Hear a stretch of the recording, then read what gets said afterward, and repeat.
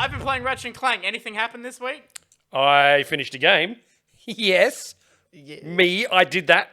it was also E3. You might want to not bury the lead, you motherfucker. Happy Hack the Dino!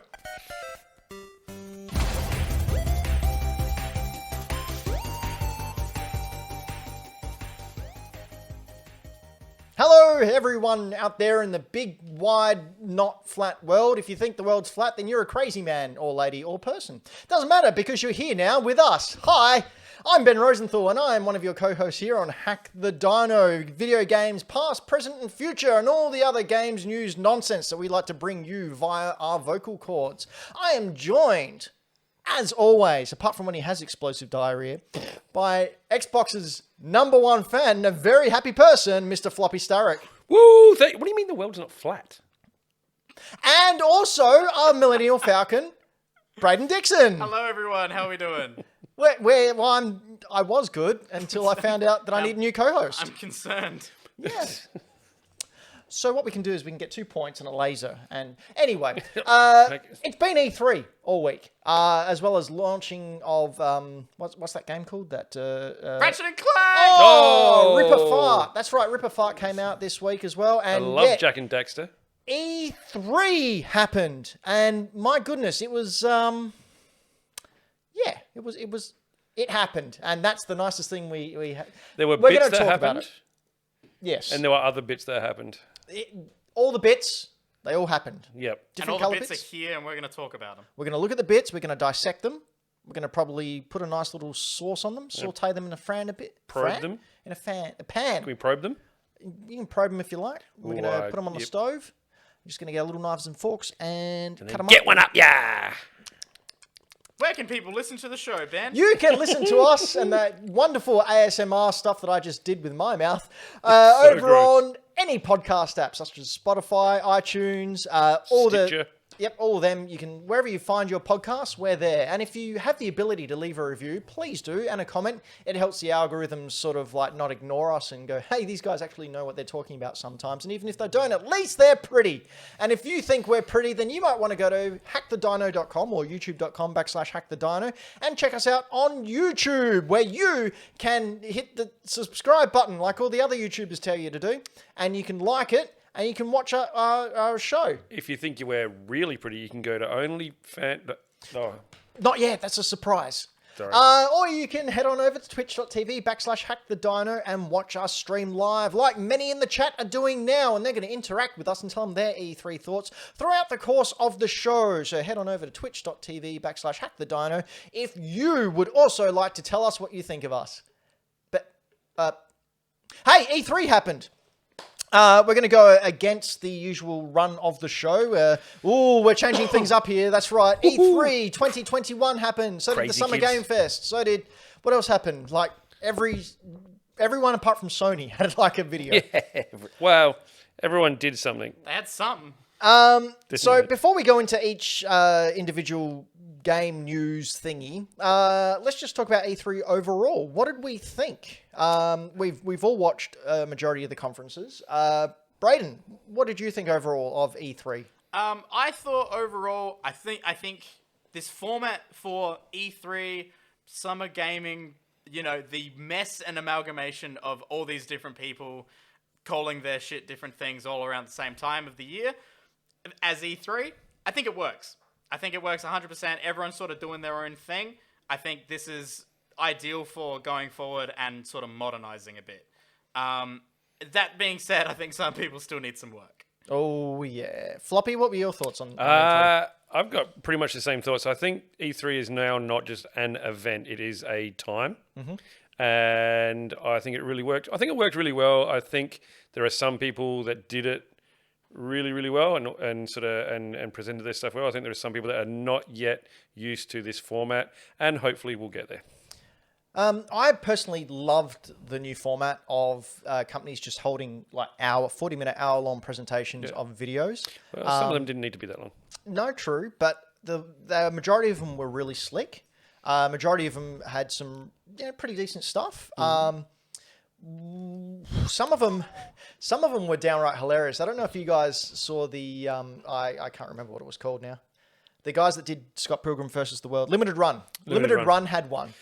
I missed that. Limited Run had did one not where even they announced River City Girls 2 and River City Girls 0. I saw your post about that, but I missed that. Very excited. But their whole thing was a complete and utter piss take of these conferences. Oh, perfect. Oh, that's cool. That's Like perfect. they, just as an example, I didn't get the footage, but just as an example, they had real live gameplay of River City Girls, and it was one of them dressed up in like just a gamer standing in front of a screen with like a bag of Doritos, just trying to gnaw it with his face and play one-handed, and it was like for a minute, and this was and a thing came out said live gameplay. I mean, we'd all be lying if we said we haven't done that. It was great. It was a lot of fun. Right. But I think more than anything, this was the ESA after having last year off due to, all the problematic global bastard that's currently still toppling the world. Get vaccinated. They needed to prove something. The ESA needed to prove that they were relevant and that they were still warranted in this day and age, and we actually needed them. And, individual companies just couldn't come together and do a Summer Games Fest or do something themselves like Nintendo has been doing, as well as the other big corporations. So I just want to highlight here on day 3 of the ESA's E3 coverage, they started the day with sitting down with some influencers and asking them who they'd want to have dinner with. So good gaming content there. Instead of talking about devs and their craft, let's go with the influencers. For me, I've written it down here. The ESA appeared like a bunch of 50-year-olds trying to fit in at the skate park. So I relate to this a lot, as I'm quite often referred to as the old man. And this made me think of that meme with Steve Buscemi going, "Hello there, fellow young people." With the skateboard? Yeah, with his skateboard. The ESA took a jab at Jeff Keighley as well. So they only had spots for official streamers or co-streamers of all the E3 presentations. Where was for about ours? 100 people. Oh, I turned it down because I knew we were busy. Good point. So only 100 spots, and Jeff Keighley wasn't given one of those spots to be a official co-streamer. Because Jeff Keighley, of course, used to be on the ESA, on the board, but he left in 2019 because of all the bollocks backstage political mess and them not willing to change their the way they do things. They highly encouraged people not to co-stream it and couldn't guarantee that they wouldn't get hit by strikes from the owners of the footage, like the game companies of the footage, because they're not listed in the official co-streamer thing. So it was a way to basically make sure that they were getting all the coverage on their main feed, as well as their people they personally approved for co-streaming. And I just thought that was a little bit in poor spirit, and I think kind of highlights how antiquated the ESA possibly is. I found it a little bit Apple, if that makes sense. Yeah. Like doing it my way and no one else's. And a little bit, I don't want to use the word proprietary, but like they had their way. They don't want anyone else to do anything similar, and they just wanted to their way or the highway. And oh, by the way, that guy that left, we're still narky on that, so you're not allowed in. No, they don't even talk about him. Yeah. Who? What guy? Jeff who? What No, guy? I never heard of him. Yeah, it's pretty spiteful. Yeah, it wasn't good. Braden, what do you think about this old men trying to own something that's quite largely dead? Yeah, that's weird. I think people need to sort of move with the times, understand, hey, things are becoming very different. We need to adapt to survive. And they're barely doing it. They're taking people's advice on, hey, here's what you need to do to adapt to survive. And then they're going, okay, let's do it our way. And kind of do it, but not efficiently enough. No. And And taking the easy option. Oh yeah, influencers. Kids love influencers. Yeah, Let's no. talk to them. hint, never do that. Ever. Never a good thing. They'll be cancelled in 3 months. Yeah. I know how that feels. Actually, I don't. Dan does. That's why he's not here anymore. Oh no, cancel Dan. Because he died. Okay, so the two big standouts from this show were Nintendo and Xbox and their conferences. Undoubtedly. What do we think of each of their offers for this year? Can I go first? Please do. Because I think I'm going to surprise some people. Okay, Shall I say who my standout was? sure. My standout was Nintendo. Really? Yes. Nintendo was the one I enjoyed watching the most. Okay, yep. Xbox had so much to say, which was awesome, and everything coming to Game Pass. Xbox really needed to prove something this show. They did. Like, And they did quite well. Yeah, absolutely. They're coming up that ladder from behind, whatever metaphor you want to use. After this show, I actually sat down and thought, yes, Sony's in trouble. I don't think they're in trouble. I just think it's getting back to an equal run. Yeah, they don't have a free ride anymore. Yeah, they don't have that free ride. They're going to have to work to stay ahead. There's really interesting stuff in the difference between the two businesses at this point. Yeah, because they're not running the same race. It's Yeah, weird. it's very different, and it'll be interesting to see how they sort of keep any sort of competitive edge, or if they sort of just separate that entirely. Who knows? Yeah. But the reason I picked Nintendo as my favorite conference out of it is because as much as Xbox brought, and Bethesda, which was Xbox, 30 games, 27 of them come to Games Pass. That's awesome. It's crazy. We got dates on things like Horizon. We got We didn't Starfield. get a date on Horizon? Horizon, Oh, cars. Horizon, Brom, brom. Forza Yeah. Horizon. Real car! Real car. No real car. Flashback to last episode for those who weren't here. We got to do some really cool stuff, but I actually got less excited because it's all coming to Games Pass day one. Because I'm just like, oh, it'll just be there. I've got Games Pass, it'll just be there. It actually, which is sucky because I should be more excited because I'm not having to pay for that. Well, It actually made me less excited because I'm just like, it's just there. oh, so you'll just be able to play it whenever. Yeah, I'll just be able to play it. Whereas Nintendo, I feel was a little bit more streamlined. They had less filler, I think, than Xbox did. Oh, totally. Therefore, every single thing that came out, I was like, apart from the 10 minutes of a Smash Bros. Character, which I didn't need to see 10 minutes of, everything that came out, I was like, oh, that's awesome. Oh, that's awesome. And I'm going to pre-order that, and I'm going to pre-order that. Whereas the Xbox one, I was like, that's awesome. I've already got it because I got Games Pass. Yeah, So actually, although I was impressed with all the stuff they brought out, it didn't make me as excited because I pretty much already have it. Does that make sense? yeah, no, I can understand that logic. Brayden, what did you think? What was your favourite conference? My favorite conference, not one that a lot of people are talking about, Wholesome Games Fest or Wholesome Games Direct, whatever they called it. You know, that's completely on brand for you. Oh my god, it was the cutest thing in the world. It was the best. It was the best conference by far. They just showed game, so quick, so fast, with tiny little moments with the three hosts who were like not intrusive at all, super supportive. They supported good causes. They showed off these really cute little indie games, and they showed off like heaps of them, which is crazy. And all of them were really adorable. I think it was the best one by far. I was overall not uber duper impressed with a whole lot of stuff. I thought Xbox Bethesda had a couple of cool things. Ubisoft was a nightmare. All that sort of stuff. Who do you think was the worst? Hang on, I'm going to jump in and say what I like. Ben, how good was Nintendo?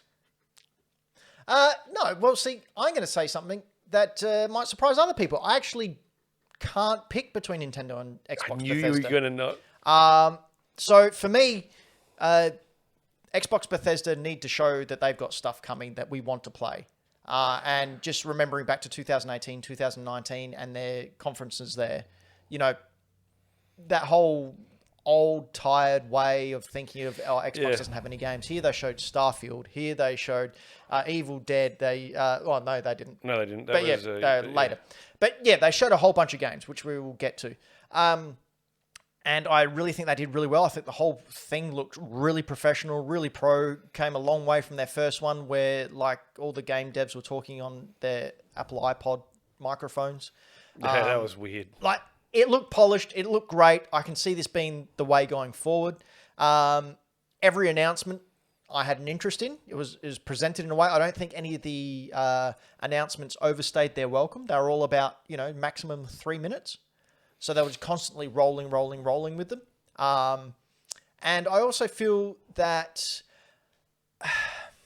like they had enough surprises in there. And they weren't jaw-dropping surprises. They were, oh yeah, that's cool. Oh yeah, that's cool. But it was enough of, oh yeah, that's cool to sort of like get me excited that they have a plan. That checks out. Was there anything in Xbox that you went, oh shit, I didn't expect that? Jack Sparrow and Sea of Thieves. Okay. Was there anything you went, I didn't expect that and I like it? I can't remember off the top of my head. When we go through each conference, cool. something will come to my head. There were definitely some like nice surprises where I was like, "Oh, I'm actually interested in whatever that is." Yeah. How good does Forza always look? It looks. Yeah, it's that they have to.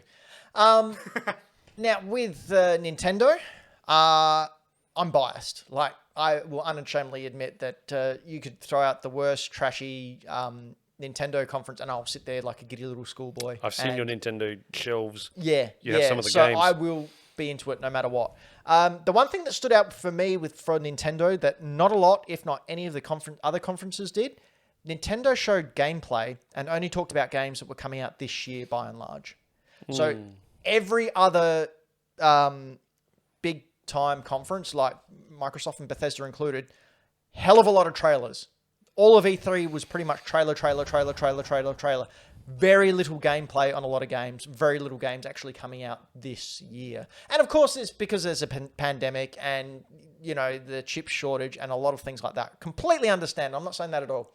But Nintendo made sure they had things there ready to show and showed the gameplay. And I was just impressed with Nintendo constantly going, it's coming out 2021. It's coming out 2021. 2021. Wow. Okay, cool. I was actually kind of scared that Nintendo weren't going to have much of a 2021, but there is enough okay games there, along with Pokemon remakes that are coming out, that you can see that, that they've also got a plan, and, it's going to be Nintendo. They're just going to keep releasing their cool little things. Why is Julia Gillard playing the Wii? I thought the same thing. I just brought up a random Nintendo press conference. Do you find? I found that Nintendo made it way more relevant because Yes. they did that. Everything's obtainable soon. Yep. So we won't talk about the ones that we didn't like that much because we try and be positive here, which is weird coming from me. But when we get to the group or the conference section that you didn't necessarily like, feel free to voice your objections. There there is one that I would like to talk about. 'cause Yeah, I there's was one just- I'd like to talk about as well. I'm pretty sure Braden's in on that. All right, so let's start off with the Summer Games Fest opening night, which was on the Friday night of E3. I believe this was possibly the most substantial conference of the week. We're not going to go through each announcement. We're going to go through sort of like the key The announcements. heavy hitters. The heavy hitters, the ones that I think most people would have a desire to hear, and it's something we'd like to talk about and people listen, because that's what we do. We're not going to be talking about every single Square Enix RPG they showed off. I'm sorry. No, sorry. Sorry, Triple Indy. You could pretty much just insert name of Square Enix RPG and then talk about all of them at once. Oh, floppy with the short jab. Speaking of short jabs, Evil Dead the game was released. I was pleasantly surprised by this, that they had gameplay coming. You can play as Ash, which I'm a big fan of because Bruce Campbell is a legend. He narrated the whole trailer. You can play as any of the heroes or a lot of the heroes from any of the Evil Dead movies or TV series. You can also, in the vein of Friday the 13th or Predator, also play a Deadite. So you are a 4-player squad and you're trying to kill the Deadites or find the ancient Sumerian books and read so the Deadites disappear, or you're a Deadite hunting down all the sexy young teens. What did we think of this? I'm a massive Evil Dead fan, so I freaked out. I have one question. Yes. When are we streaming it together? Or we might have to give old McGuinness a call and see if we can't twist his arm. After being at work with him this week, you definitely need to give McGuinness a call. Good. Yes, I think he needs to come back and do a one-off stream with us so we can all have a good time playing this bad boy. There it is. I was going to Look say, at that's that. not his Cadillac.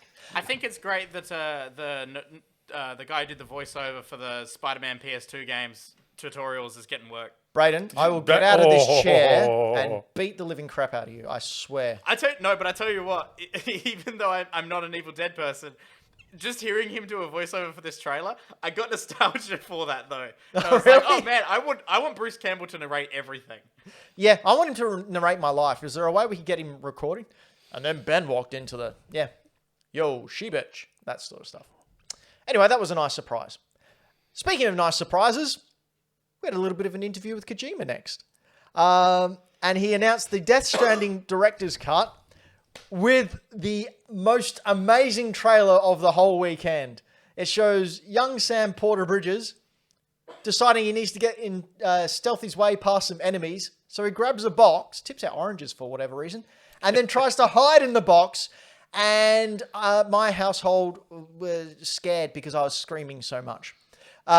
This was a beautiful little tribute to another game that he might have done once or twice. But what I also liked was while they're interviewing Kojima, he apologized for predicting the future so much and said he was going to make more fun games from now on. So his next one's going to be an always online multiplayer shooter. Oh, is it?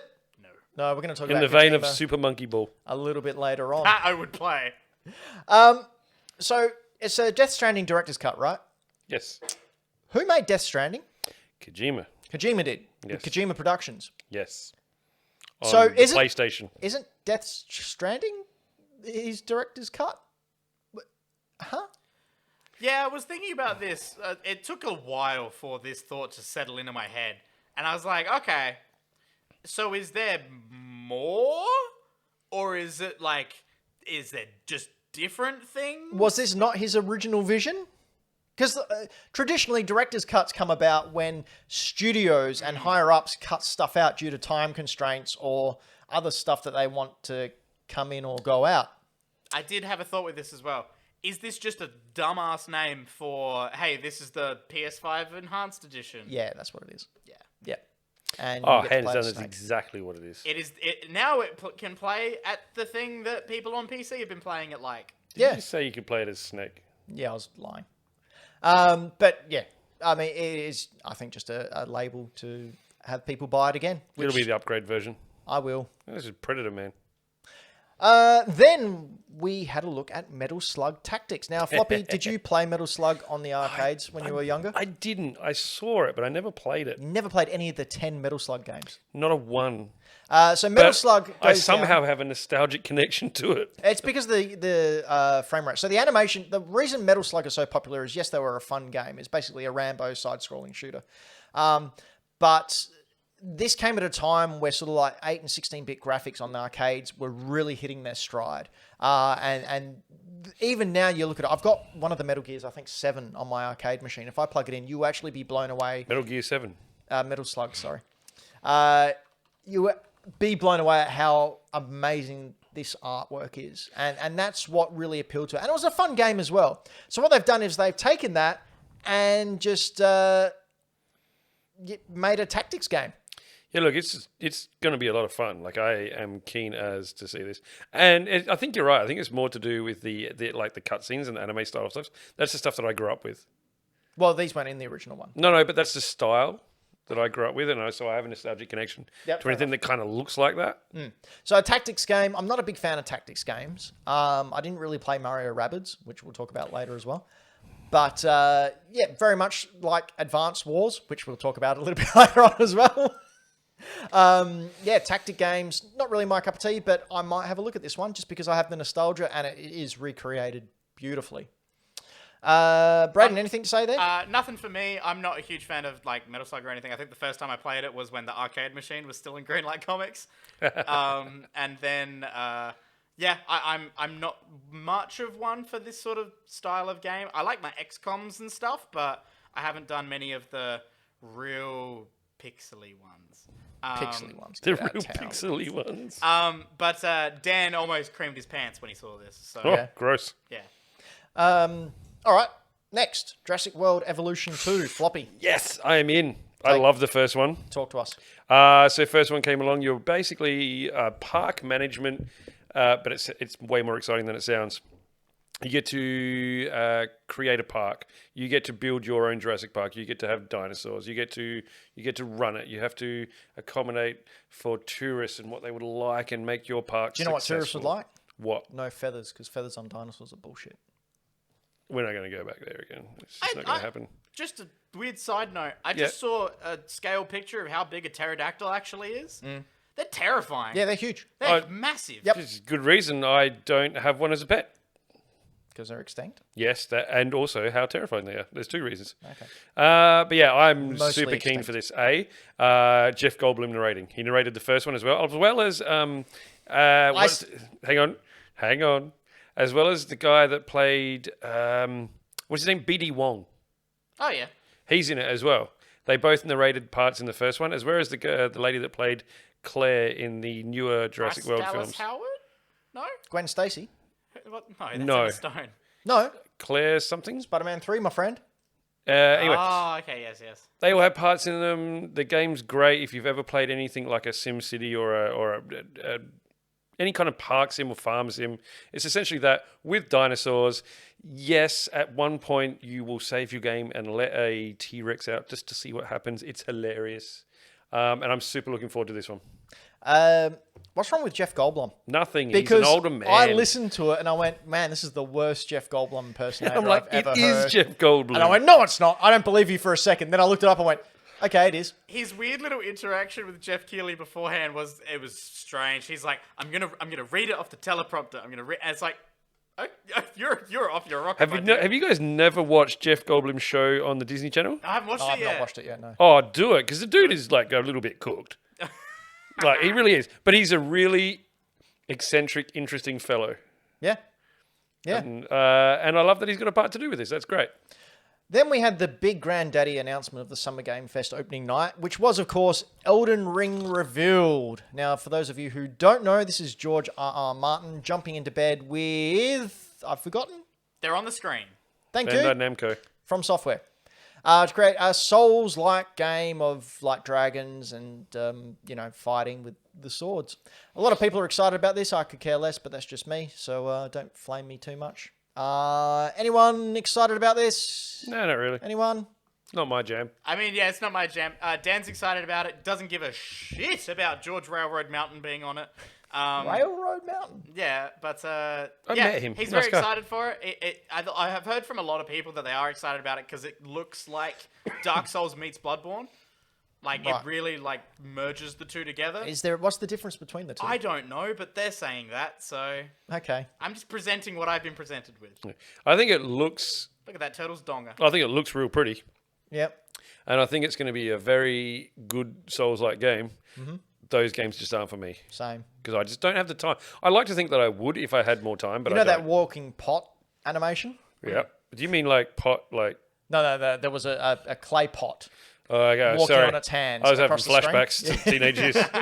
It was walking across the screen. I saw a meme where it showed that and then Link in front of it with the sword. And the pot was saying, "Oh, not so cocky now, are you, motherfucker?" And he was like, rupee! Anyway, I'm going to talk about other reveals that popped up. Planet of Lana. Now, a lot of people are really impressed with this. From my research I just read some stuff. All hand-painted. That's cool. Coming to Xbox and Steam in 2022. Okay. And I've heard it described as looking like a happy inside. I'm so pleased that is a thing. Yes. Yeah. This one looks like a beautiful Ghibli film. Yeah. It's all hand-painted, which you can see there. Look at those leaves on that tree. Yeah, that looks amazing. Um, Look at that. basically, side-scroller like inside, but you just know something bad's going to happen. Oh, that thing's gonna die. That cat thing. No, Oh. that little thing's going to eat his face. I Oh, reckon, I reckon it's gonna be a horror turn. the boy's going to die. But if you go to about halfway through, Braden, you can see that there's sort of an alien invasion raining down, and then they have to go through the dystopia and I assume save someone. He reminds me of Esteban from Mysterious Cities of Gold. Cool. Not seen it. It's a cartoon from the 70s. Sweet. That's why I haven't seen it, because I wasn't alive. Neither was I, Yes, dickhead. you were, old man. Sky is coming to Switch on June 29th. I'm not sure if this was an actual announcement, but I love From Software. So, not From Software, that game company. From software, Yeah, this game would be amazing. they did Journey.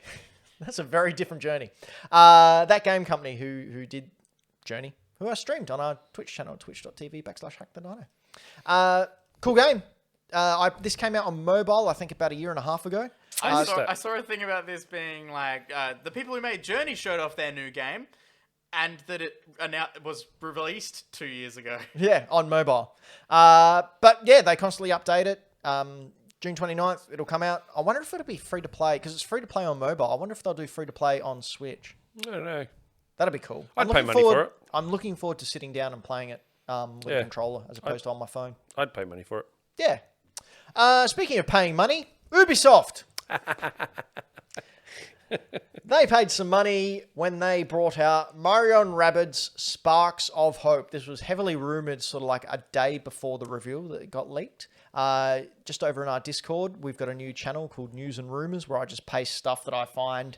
It's either Internet stuff. yeah, internet stuff. So a lot of rumors, but if it's sort of substantiated by a couple of different sources, I'll put it in there just for everyone to discuss. So if you want to join our Discord, you can. It's bit.ly/hackthedino with hack the dino having capital letters.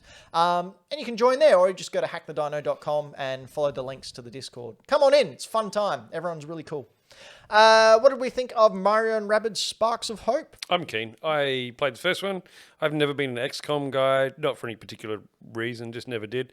But I really enjoyed playing the first one of this. I like the strategy side. I like the comedy with the Rabbids, which is not usually my thing. But when they sort of toned down, they watered it down because it's mixed in with the whole Mario side of things.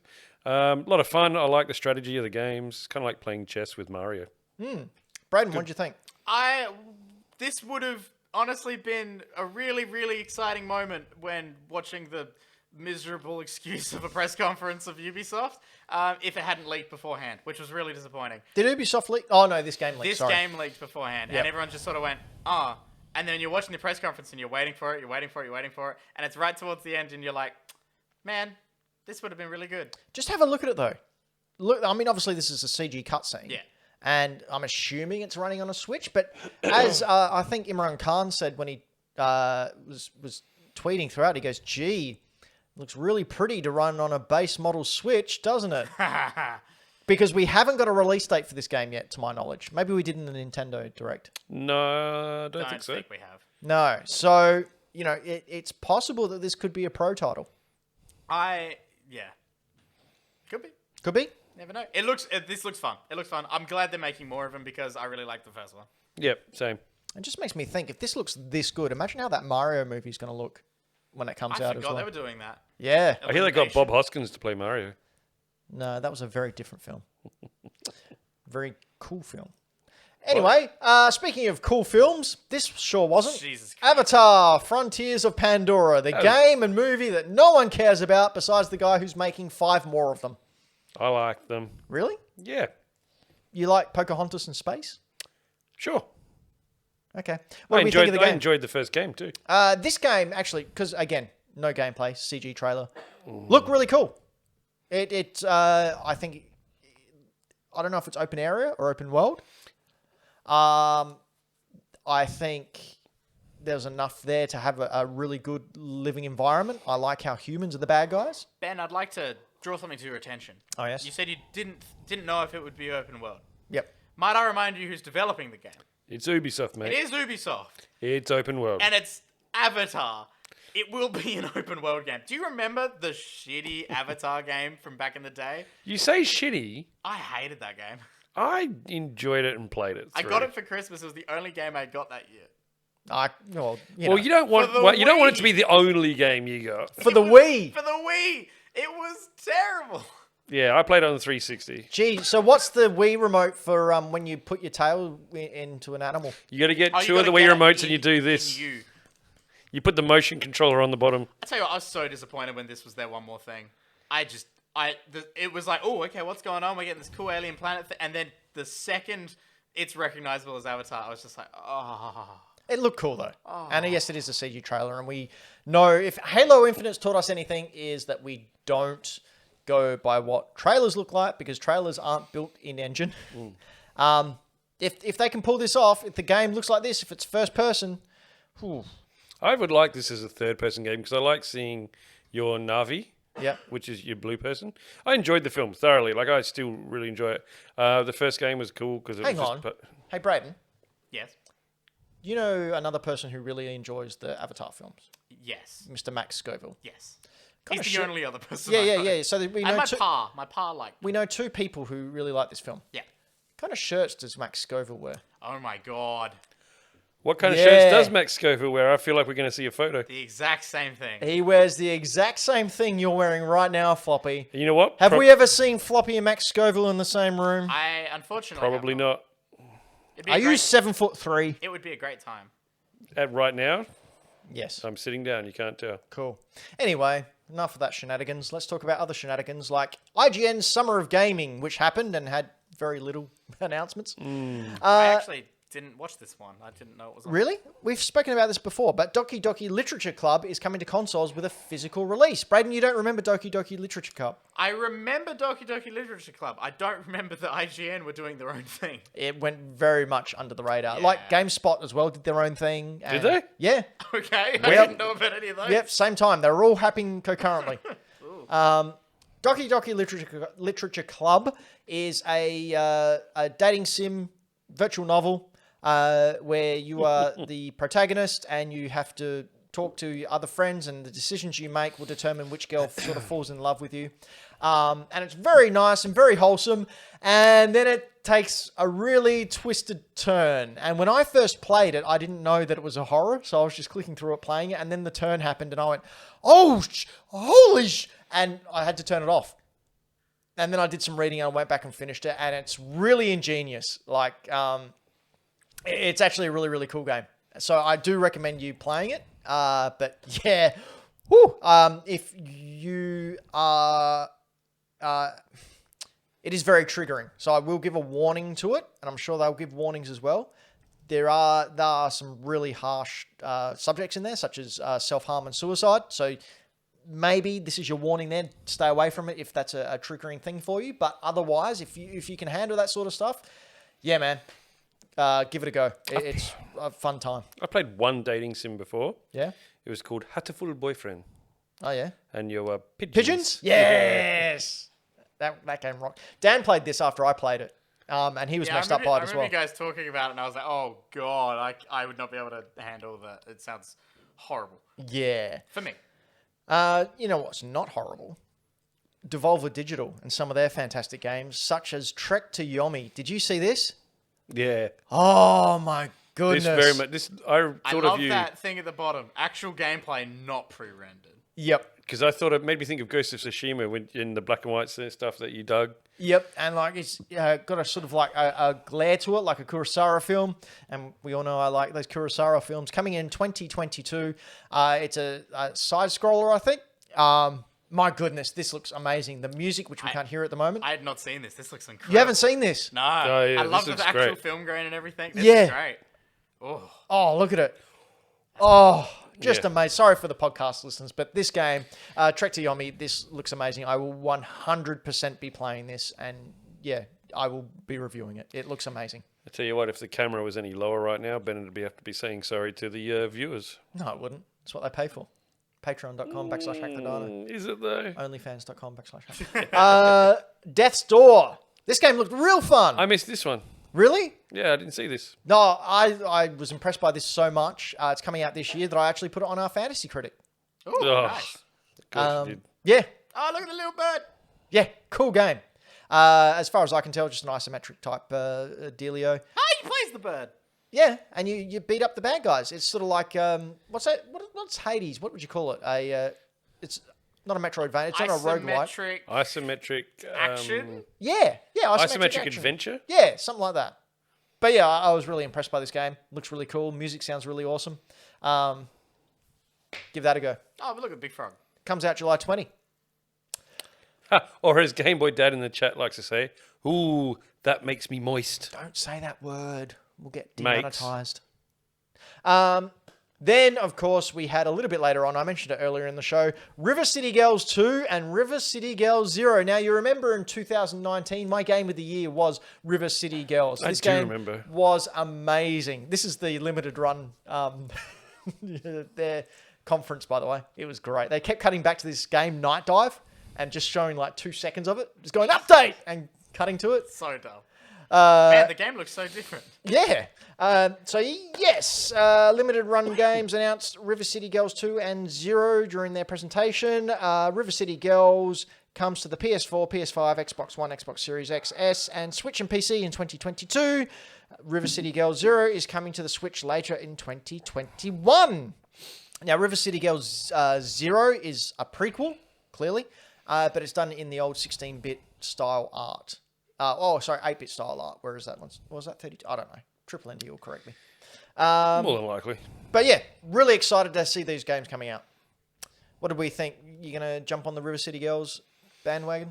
I think I will probably do what I do with most of those side-scrolling beat-em-ups is I really, really like them and I'll play them for a little bit and then I'll forget. Good. Cool. Braden, can I twist your arm? I might try them out, but I appreciate the aesthetics. I think they look like River City Girls, like that new one that you made your game of the year and everything. Like I 100% appreciate the art style of that. It looks great. It was great, and the voice acting was. What's really good about it is they splice it with anime cutscenes, Yeah. and they splice it with like modern audio. So while it looks retro, it has some modern sensibilities coming into it as well. Nice. It's just a really nice mesh. I love it. Something else I also, not loved. I appreciated. I called him a taxi in the morning. Yeah. Bethesda Box, their conference. You what? In the what? What? You heard. It's called Respect, Floppy. What is it though? Let's go through their conference. First up, we saw Back for Blood. More gameplay of this. What did we think? Or are we all sick of zombies? I'm not sick of zombies. I'm always a fan of zombies, but this looks really cool, and I think it's going to do really well. It's not my kind of jam, though. It's the spiritual successor to Left 4 Dead, yeah? It's something that I'll play for maybe a week or two with some friends, but I wouldn't put huge amounts of time into. But it looks really good, and I think it's going to do really well. Right. Braden, what do you think about zombies? I saw someone say that this is sort of the year of the Left 4 Dead likes. Like, there's quite a few of these games in production at the moment. Yeah, they're not my deal. I like watching like streamers play them and stuff because it's always really fun to have a group of friends play them and, you know, get rowdy about them. But yeah, and they also did their big thing where they showed off the PvP side of it as well, which is, you know, straight out of Left 4 Dead as well. But yeah, I thought they did a great job with Evolve back in the day. I'm joking. But yeah, it'll be interesting to see if people who love Left 4 Dead give it their thumbs up of approval. Yeah, that's actually what I'm interested in see how well those who are fanatic about Left 4 Dead, which there's a really strong fan base. There is. I was just really surprised how dedicated those fans are. It might not be a huge fan base, but it's a really fanatical one. Then we had an announcement that all Yakuza games are now on Games Pass, with Yakuza Like a Dragon now on there. And as Floppy mentioned at the top of the show, out of the 30 games that Bethesda and Xbox showed during this conference, 27 of them are coming to Game Pass. And half of them are Yakuza games. So, Yakuza games, hilarious. They're all... that's the second guy in a cardboard box we've seen this show. If you've got Games Pass, there is no excuse. You need to try Yakuza Well, out. some people might not have 90 hours per game. No, just try one out. Try out a... I did try one out. Which one? I'm a Kojima fan, and the cutscenes got to me in this. Like, I had to stop playing after the first 45, 50-minute cutscene. Which one? What one was it? It was Wasn't that the Kiwami demo or Kiwami for- 2? It was demo for one of the newer ones. Yeah, it wasn't was the demo for, I think, 4? So demo for 4 was a remade. They remastered it. Kiwami from... or something. Yeah, I reckon No, that sounds Kiwami right. was 1 and 2. Oh, really? They got physical the 4 releases. remake one, that sounds right. That sounds like the one you had a demo for. There was a collection that had 4, 5, and... 3, 4, and 5 on it. Anyway, all I remember, there was a beach, there was an orphanage, he disappeared, and you had to walk around and talk to spirits in order to get the backstory, and then they just hit you. Like, I did one fight, and then 50 minutes later, all right. If the footage was still up, it's me sitting there just bored. So, can I play the game yet? I really like the Yakuza games. I do love the story. I love the lore. I love the characters that carry through them. If you have Games Pass, check them out. Check out Zero or Kiwami first, or jump ahead and check out Like a Dragon, as it's got different gameplay. It's more RPG? More turn-based turn-based action instead of, you know, beat 'em up. Kind of like the Final Fantasy 15 style of stuff. Psychonauts 2 got announced. Well, their release date announced. Obviously, it got announced before they were bought out. August 25th. Again, didn't really grab me, but looked pretty swell. That I've The put in my face notes. creeps me out. Yeah. I've never been a fan of the face. I will say, though, the streamer who I was watching do live commentary of this freaked the hell out when they actually gave it a proper release date and everything. He was super excited, super loved the game, and I was like, okay, good for you. I don't know anything about it. Yeah. So we never played Psychonauts 1, anyone? No, it's not. Never seemed as my jam, but It looks great. I think it looks really, really good. Yeah. Again, no gameplay. once again, though, It's it's got like a crazy cult following. It's got like the little interstitial bits in here where it's like kind of gameplay, but they're not showing off like HUDs and stuff, you know. Yeah. Cinematic camera angles of gameplay. Yeah. You might be confused into thinking it was gameplay, but we didn't really see a lot of gameplay from anyone this year. We did see some gameplay, though, from Halo multiplayer, and I've got to say, this looked pretty good. Yeah. Yep. Thank you, Floppy. So drinking was right. It did look really polished compared to the last gameplay stuff we saw of Halo. They really needed to amp it up from the last time, and they did. They delivered. Like, they've gone off, they've worked on this thing, they've delayed it for as long as a year, and they've come out with a really polished looking piece of kit for the multiplayer. And let's face it, like half of Halo is built up, like half of the fans of Halo is built up on the multiplayer. Absolutely. Well, they're also doing away with red versus blue as well. I didn't know that. I think I could be imagining this, and I'm That pretty grapple sure I hook. am. You might be able to modify your armor to your own color schematic. Okay. I could be making that up though, so don't quote me on that. That grapple looks really cool. I can't. If anyone in the chat knows if that grapple has appeared in any other multiplayer of Halos, let me know. No, it hasn't. The grapple was new. No, it's straight out of Just Cause. Yeah, it looks awesome. Like, that adds this whole verticality to the multiplayer thing, which I think is really cool. But yeah, they needed to come out big with this, and they needed to show something really weird. And I think they delivered. Now they announced coming holiday 2021, which is the end of the year. No date yet, though. No date. So, do you think they're still apprehensive to announce it's coming out this year, or were they waiting to see when Horizon and Breath of the Wild 2 were coming out? I think that's more of it. I think they're.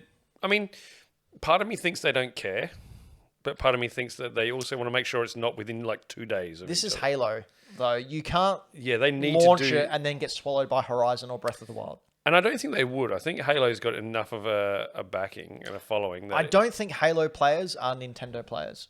No. Like, I think if you're a Halo player, you enjoy Nintendo, but you're an Xbox person through and through. Yeah. Like, the Xbox fan base is rabid for Xbox, and they will play their Xbox stuff over anything else. True. Just generalizing all of you people out there who like Xbox. All of us #1 fans. Yes. Like floppy here. It's also announced that the game itself, Halo Infinite, won't have loot boxes in the main campaign, Excellent. which is great. Very good thing to point out. Yes. Another good thing that we pointed out earlier was Sea of Thieves with their Pirates of the Caribbean crossover, which is out June 22nd and is out free now on Game Pass, so you can like play it for free. And it's not just like a character who looks like an NPC who looks like Jack storyline. Sparrow. It's a full storyline with the full Black Pearl, Barbossa's in it, Davy Crockett? Davy Jones, maybe? Davy Jones. Who's Davy Crockett? Davy Crockett was the dude with the raccoon hat. Also, That's him, yeah. Davy Jones, also lead singer from the Monkees, I think. Yeah. Anyway, he's in it, so I have no idea where it takes place in continuity. I'm just curious as to why they've got Disney Infinity characters in there. So, Does very much. funny thing, the stream I was watching, they had auto-generated subtitles on. And when it got up to the Sea of Thieves trailer, it starts, and you're like, oh, it's Sea of Thieves. And then it says, quietly, Disney music plays. And I was like, oh, okay. Okay, I guess I know what this is now. Yeah. I mean, pretty good for free. Yeah. I actually really like the idea of finding a skull and putting it on a body and it comes alive and tells you something. That is really That's cool. I like that little sort of gameplay But I thing. mean, That's I good. played a little bit of Sea of Thieves by myself. It was fun. Loser. You know, I think it's come a long way since launch. As do these games of service. They need to continually update and eventually they get it right. I played a little bit at launch, and I've also played it a bit later on with updates and stuff. Sea of Thieves is good. It is a good, solid game. If you've got a group of people you want to play with, it's good. Now that you've said the Disney Infinity thing, I can't unsee it. I know, right? Oh I my like God. the Disney Infinity I thing. also like I like but it too. It's funny seeing it in like with everyone else. I really enjoyed the art style. And Ultraman's in it for some reason. Yeah. You know what Ultraman's not in? Replaced, which was a Oh. game that came out. Well, a trailer they showed, a little bit of gameplay maybe. But man, this game looked fantastic. Which one was this one? Oh, the trailer's about to forgotten play now. You'll now. remember It is, the entirety of Greenlight were going insane. For yeah, this this one. is entirely my aesthetic. But if I were to play a side scroller, it'd be this type of game. So we can see on the screen here a very red, old school looking computer with text on the screen coming into, it was not pixelated, but pixelated-esque type scenario. pixel-based. Pixel based. Again, 24-bit. side scroller, really cyberpunk music, really bassy tunes. The lighting effects on this are gorgeous. Yeah, I think that's what grabbed me the most. But this looks there's- amazing. There's a bit in this trailer where there's like a low down shot, and you see like an entire sequence, and it's kind of like wet and rainy a bit, and like the light reflecting from the signs and stuff on the like puddles of water. Oh, it's gorgeous. I get like flashback vibes. Yes, very much so. This bit. Look at the little bits of on the. Oh, it's just. I bet you Ross loved this. Oh, Ross died.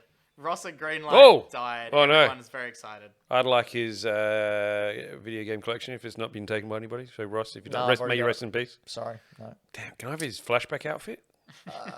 Okay, sure. But yeah, this game looks great. I'm going to play this. I'm really excited.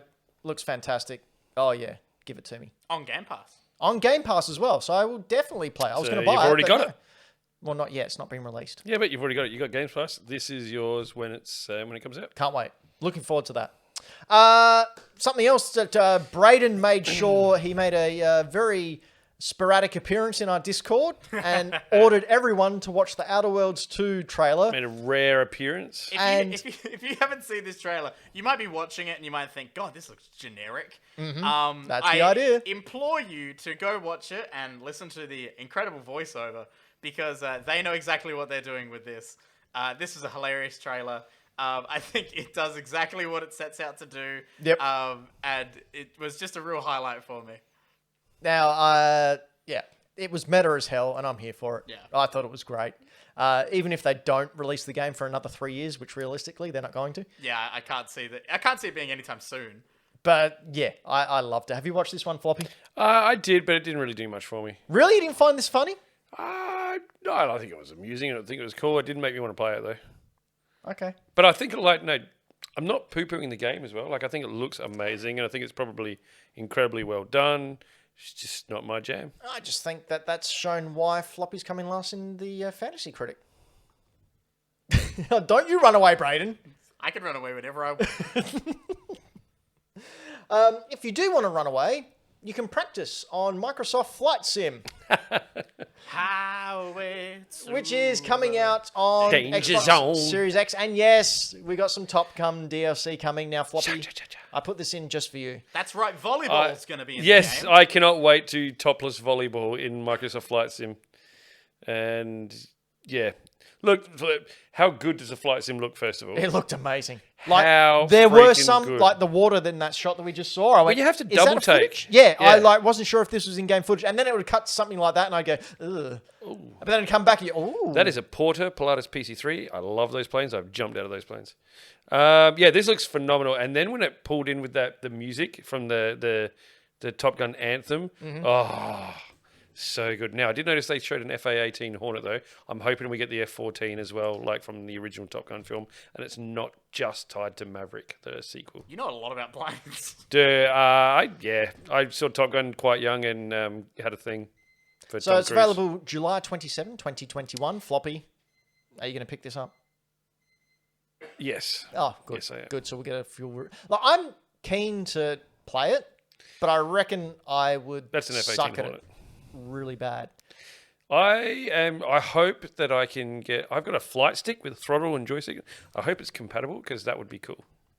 Game Boy Dad in the comments said, "Wow, Floppy's gone full nerd." Oh, mate, you haven't even seen nothing. I was We're at really a- wondering what would send you full nerd. I did not expect it to be. I planes. did. You didn't see him at the last toy fair when we were doing our rounds, and he came across 2 model planes still on their box. Right, It's okay. like Hey. me going to Nintendo into Akihabara in Japan. It was not just model planes.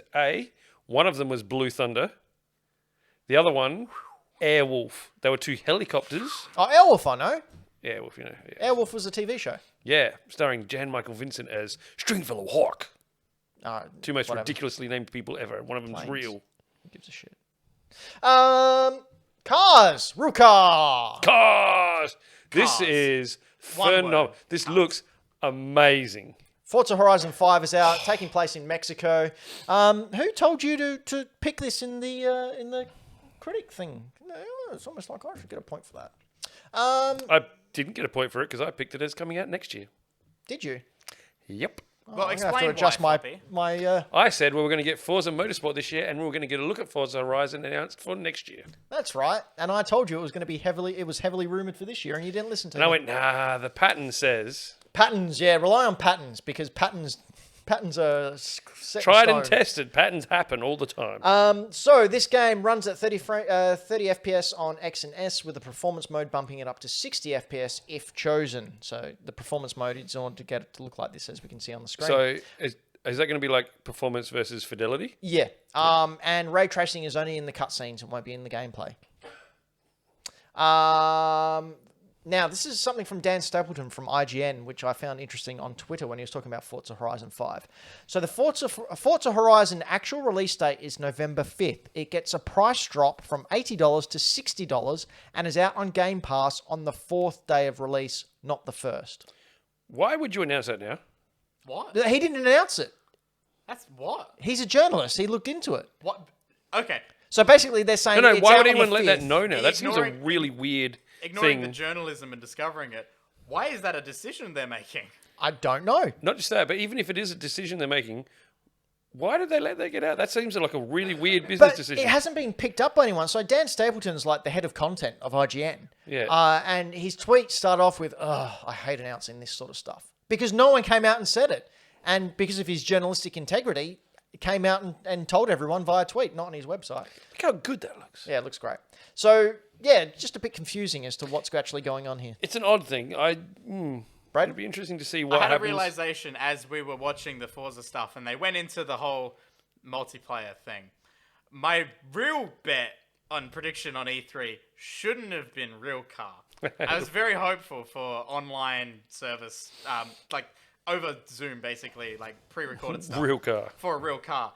My safer bet should have been awkward online multiplayer gameplay fake out things. Yeah. Yeah. I hate these things. Do you think maybe that the $80 one is Xbox Series X and the $60 is Xbox One? I'm not And sure it's just because got- they've just announced today, was it today or yesterday, that they're bringing Xbox Series X games to Xbox One via a cloud. Yes. You know, they said this is actual gameplay captured on a Series X too. That looks... It looks pretty good. Dylan the villain in the chat says, spoiler, you'll need at least 110 gigs on your console to play this. That was for a flight sim. Oh, was that Flight Is that Sim? for was it? Flight Flight Sim? sim. Oh, Flight okay. sim is bonkers huge. Yeah. But you know what? I get it. And I'm cool with that. Yeah. I'll take this moment to plug, if you like cars, Real cars. we just went and saw Fast and Furious 9 as MMT, so go check out our review. I have questions for you after. Yeah, Were perfect. they real cars? So many. They struggle to stay on the ground, though. They were that real? So real. Just like the real cars. So, yeah. Do you know what else is real? This game, when it comes out. It's Arcanine! Real, You've it's got to- real on some platforms. Yeah, it's a new IP from Arcanine. It's a new Arcane? IP from a Pokemon, a big tiger Pokemon, which shoots fire. We're going to Starfield. We're not going to that one. That's what's next in the run All sheet. right, let's go Starfield. Yep, Let's do that. Starfield. Let's not let Ben jump things because he's not reading his run sheet that he wrote. Did you love the $7.5 billion sandwich? I did. That was great. It's been described as Skyrim with Han Solo in Oh. space. That's how they've Oh. described it. There's those catchwords. Yeah. It's an Xbox exclusive, which puts rest to the rumors that, maybe Bethesda will be able. Nah, Xbox is going. Nah, this is ours. You want it? Buy one of our machines. Did you see the thing today? The apology? He apologized for it, apology? and he basically just said, "Yeah, it sucks, but That's the situation. that's what it is, dude. That's the Sorry." deal we've been dealt. Yep. Yeah. Yeah, fair enough. Like they paid so- billions of dollars. I mean, if you have a PC, you can play it. Yeah. Like, so do not stress too hard. It does, however, mean for someone like Sarah at Greenlight, she was incredibly disappointed because now she either has to get a really high-end PC to be able to play this or buy an Xbox, and she sort of doesn't want to do either. For one game. So she's probably not going to. Well, she's got at least 2 years to think about it because realistically, it's not coming out. It's not coming out 2022. But it will be day and date on Game Look Pass. at it. Which is pretty cool. Look at that. That is like a movie. Do you guys also see the apparent Easter egg for Elder Scrolls 6? No, what was that? I read about it. Didn't Oh, look was it into on the dash? So on the dashboard of it, there's this one tiny shot. I think and, we're like, covering it. Someone zoomed in like crazy, and apparently there's a little indentation in the dashboard that looks suspiciously like one of the maps from Elder Scrolls. I don't know, really lame, nerdy Sherlock shit that people are pulling. So you're talking to someone who just geeked out about flying planes. No, I'm and- talking about I the. don't know, as opposed to all these non-flying planes. I'm talking about the people who go frame by frame and zoom in on every single pixel of these trailers. Yeah, that's fair enough. 11th of the 11th, 2022. Yeah, right. Like, really? Come on. It's a No very chance. specific date, like Remembrance Day. It's weird. Yeah, no chance. Okay, now we're on to I almost did it again. Someone say that word for me. Arcane. Thank you. Has come at us with new IP Redfall. Yeah, first-person shooter, 4-player co-op. I reckon it'll look really, really cool. I'm down for this. Like, But again, it was a trailer.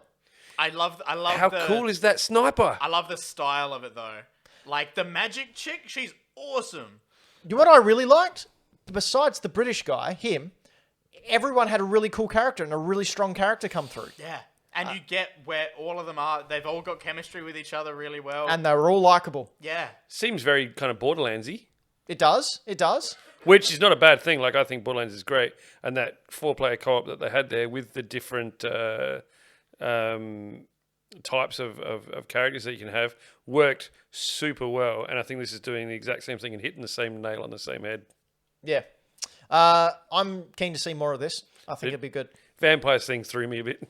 Do we think maybe Very a hero, glad it's not zombies. possible hero shooter Hey, as well?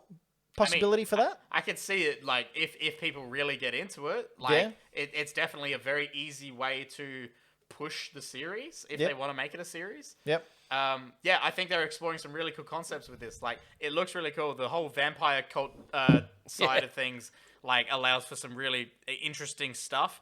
I was really surprised when it was vampires, and I thought, oh, this is cool and different. And I like it. Yeah. No, I like that the vampires weren't sparkling, and that's all I need. they weren't sparkly. No. I did like the way they were together as a team as well. Again, really strong characters in this trailer, which is what I was really impressed with. Something I wasn't impressed with was Square Enix My coming to God. town with their conference. Oh boy. Now they pretty much immediately followed up Bethesda Xbox. So they had a tough task ahead of them, I think it's fair to say. Man, this was rough. Okay. Controversial opinion. Yes. Not a good conference, but Guardians of the Galaxy, my most anticipated game from this. Really? It's That the is one very I'm interesting. excited the most about Wow. out of all of E3. Huh. Did Square Enix show off anything else? Yeah, it was Not after much, the 20 minutes. no. We'll get into it. So first up, for the first 15 minutes of their 40-minute conference, we had Guardians of the Galaxy revealed. Now, we knew that they were making this for a while. We just didn't know what it was. Troy Baker is apparently playing Star-Lord because it looks exactly like him. Really? No, it just I, looks just, like it him. I was looks going like to say, him. I thought it looked like him, but Yeah. I haven't looked up the cast yet. No, it's not him. I'm really stoked they've gone more the comic route than the movie route. Yeah. Yeah, super stoked. It's a single-player game. You play Star-Lord. Single player. Yep, that's good. All for that. Story-driven campaign. Yep, I'm here for that. Can't wait. Apart from that, I personally didn't really care. I really like the fact that you can do combos with the other guys, kind of like the Marvel Ultimate Alliance games, where you, as Star-Lord, will combo with, say, Groot or Rocket or Gamora or Drax or something like that. Whoever's near you, and you can do like special attacks and things like that with them. Now, one thing I did like about it as well, those combos are reliant on how close your bond as a team is. Yes. You have to interact with each of the members of the Guardians and make sure you still have a cohesive unit and that you're all on the same page and working together. I did not know that. Yeah, Yeah, it's yeah. one interesting aspect that they brought to it. This is like that. this is why I'm so jazzed about this. That and the fact that I'm pretty sure that one of the writers from the game is one of the writers from the comics Dan Abnett. from back in the day.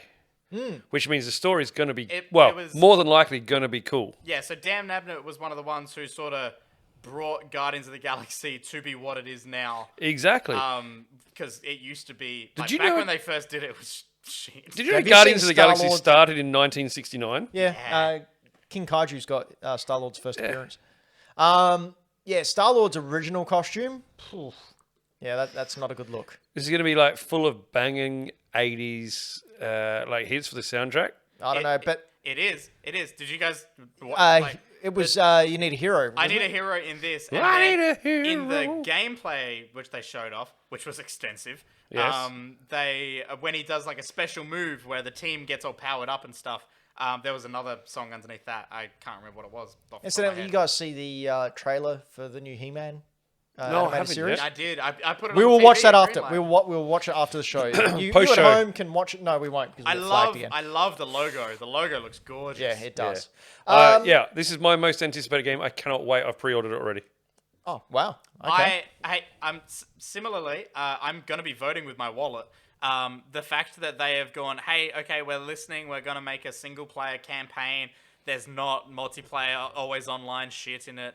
I'm voting with my wallet. I'm going to pick this game up because I want them to be doing this. They went and said, we learnt from Avengers. That's good. That's all you can ask, really. You know, you own that shit, you fucked up. You own it, you learn from it, and you do something better, and you tell people. That's great. That's awesome. So this is actual gameplay we can see here. For They're the fighting action. a blob. Because Yes. Dylan in the chat just wrote, apparently it's first-person shooter, not 100% sure. There are cutscene-y, sequency bits that are from Star Wars' perspective, but I don't think that's going to be a lot of the game at all. No. I love how they incorporate these little jet boots, and so we can do those little scooch and little dashes. That's cool. And when all the little menus started coming up, I had this initial panic where I went, "Oh no, I'm not gonna be into that." And then I was like, "Wait a second, I've been playing Ratchet and Clank where I'm like in the weapon wheel constantly." So the cool thing about these, see the HUD there is clean as heck. But it's when you're in the combat that you have the options for your things like your combos and stuff. But then when it's not needed, it's not there. I think it's great. Yeah. Oh, well, you've both got me more intrigued. I was ready to write this game off, personally. But no, I'd be interested to see how you guys go. I'm cautiously optimistic. I like that Dylan's gone, wow, that's cool. I'll be getting this then. Awesome. Give it a shot. And if Fantasy Critics taught us anything, that Dylan the Villain is really good at picking good games. Which is why he didn't pick Avengers when it first came out. Brayden, Hi. talk us through Wakanda. Do you guys want to know about Avengers? Sure. So funnily enough, no news on Spider-Man anywhere. Yeah, when Which is good he's fun. supposed to be out. I mean, I understand. They never pandemic. announced when, but boy howdy, this game is dying. I've given up on this. I don't think we'll be seeing any more from this game after this Wakanda edition. We've got someone doing their best, well, maybe their best, impression of, what's his name? Chadwick Boseman, Of T'Challa, the other guy. Claw. No, the guy, Andy Serkis? he saw Guerrera in Star Wars. Forrest Whitaker. Forrest Whitaker. Yeah, he's doing his best Forrest Whitaker impression, which is not that good. And it's really awkward because it's just... he walks in and you see like half his face for like a couple frames there, and you're like, it still feels weird because, you know, Chadwick Boseman just passed away and he looks a lot like it. Was weird. So why have they gone that route? But yet Claw looks so different. Claw looks but Claw looks also just like Andy Serkis does. Just younger. No, he doesn't. He's got a little bit more of a beard. But they did that with the main characters as well. Remember, that was the outcry. Yeah. Like, pick a lane, either go for the likenesses or don't. It's really strange. I think his suit looks fine. I think actually, from what we saw of this, it looked a bit clunky. Yeah. Like, there wasn't a fluidity to all the movements. It still looked like, see how Shuri's moving there? It's very fast and jagged. There's no smoothness to it. I don't think it's ready. I if think this that- is the trailer they're showing, I don't think it's ready. I like this reveal of Claw actually being a big, crazy weirdo dude. Like in the comics that he actually is. But, yeah, I think we are watching the end at this point. Yeah. Speaking of the end, it's the end of the world as we know This it. thing will never end. Final Fantasy Pixel Remaster was announced. Now, what I loved about this is Brian Altano tweeted some footage of some streamers co-streaming it, and they were really excited that Final Fantasy, 1, 2, 3, and 4 were being remastered in pixel form. They were coming out. They were really, really stoked, really excited. Then it got to the end of the trailer, and it said, coming to Steam and mobile. And they just went, what the and like got up and walked out. And it was, I feel it. Why would you do that? Like, Money. How is this not on Switch? Yeah. What How are is you it not on doing? everything? It'll run on everything. Like, I don't, like, but not Switch? Yep. Really? Yep. Like just mobile and Steam. Why? I don't know. It is the craziest business decision, I think. Square Enix didn't have a lot of good business decisions this E3. Babylon's Fall was a good example of that. Now, when this was released, there was some hype about it because people were interested to see what it was. Like, from memory, it was more of not a Souls-like, but it was certainly not the game that we saw. What we saw was a very, very different game than what we've seen previously. From what I can tell, it was a 4-player co-op with rumors saying that it was changed to that because they saw how popular Monster Hunter was and how quickly it took off in the West and went, oh, change it to that. Yeah. We want that. We want that. We want a live service multiplayer game. That's Yeah. how all the best stuff gets made. Yeah. Oh, just copy that. We'll take that. So a lot of disappointed people with this. Anyone else want to add their thoughts on Babylon's I think Fall? people should start really listening to people and going, hey, maybe these live service, always online multiplayer games aren't really the way to go. Maybe just that shouldn't be the majority of things. One has worked. One has worked. Destiny. Yeah. Destiny's worked. No. And the Division to an extent. But I mean, the Toys to Life whole genre that came out. Yeah. You had what was the first one that came out? Skylanders. Skyland. Yeah, that worked really, really well. And then Disney came out, and that worked pretty well as well. I Thing mean, is, obviously they ended it, but They did it every year though, and they bled it dry. correct. They overhyped it, but like it had some longevity to it. It had some popularity. They had more than one series that was popular. There was like 7 of those guys. Or 6. Well, even Amiibo came because of it. And then by the time the Lego came out, Oh, It was done. it was that on. Lego was awesome, but it was way too late. Yeah, and too too expensive. expensive. Oh Snap. God, yeah, it was Lego. It was always going to be expensive. But you know what I mean? Like Destiny's been the only one of these games of service That to has actually stayed. succeed. Yeah. They need to stop. It's done. All right. Avengers couldn't do it. Your individual IP is not going to do it. So just stop it. All right, You heard it. Mr. Square Enix. Stop. Bring me Chrono Trigger. Just give me another Chrono Trigger game or a And remaster. Just re-release it. Stop. And then we had Stranger of Paradise Final Fantasy Origin by Team Ninja. Winner for worst title goes to. Oh, yeah. Stranger of Paradise. don't See, know I what that keep means. thinking of Strangers in Paradise, which is a comic by Terry Moore. Yeah. Infinitely better than I saw what a this movie was. called Strangers in Paradise once. So this is a Souls-like. They had a limited release demo, which was available straight after the conference. That was corrupt, and you couldn't download it for the first day and a half. Well, you could, but you just couldn't play it. Oh, classic. So a lot of people are excited about this. Good on them. Not for me. Even though this was one of my picks, and I got a full point for it. So someone online I saw with like the three three main characters there. It's like the main character with the big sword there. He looks like someone accidentally hit OK on the default character. Yeah. And they spent all their time customizing the guy who's got the pink hair and he looks wacky and doesn't fit in the cutscenes whatsoever. And then by dude the in time shirt. they got to the third guy, they went, I don't care, just hit a preset. So, and this is also a prequel to the first Final Fantasy? Yep. Okay. I don't know. Odd choice. It's a Souls-like. It'd be interesting to see, but Will yeah. it?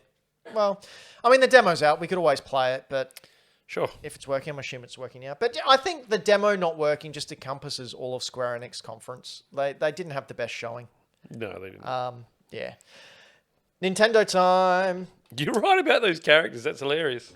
Now, the Nintendo Direct went for 40 minutes, well, 38 minutes. It's the only company that had a majority of gameplay for game announcements, and there's like so many coming out this year. They focused on games that were coming out this year. They had substance. Wasn't expecting much heading in, but I was actually really, really happy when it came out of it. So We actually had a discussion about that in our little Discord channel, didn't we? Yeah. We talked about trying not to build things up and your expectation levels, because if you're constantly putting expectations of what you're going to see or find, for a majority of the time you're not going to hit that, and it's actually quite demoralizing.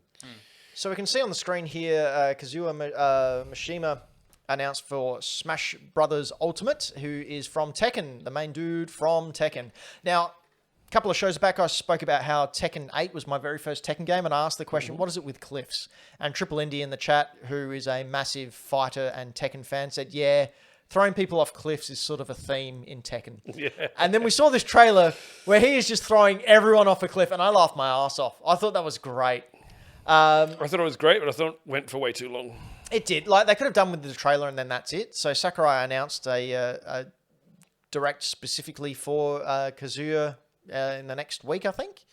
But yeah, great trailer. Great little comedy spot with Kirby at the end. It was good. But he's coming soon. Life is Strange Colors is coming to Switch on September 10th. And the remaster of the original game is coming later this year. Braden, you played that game? What?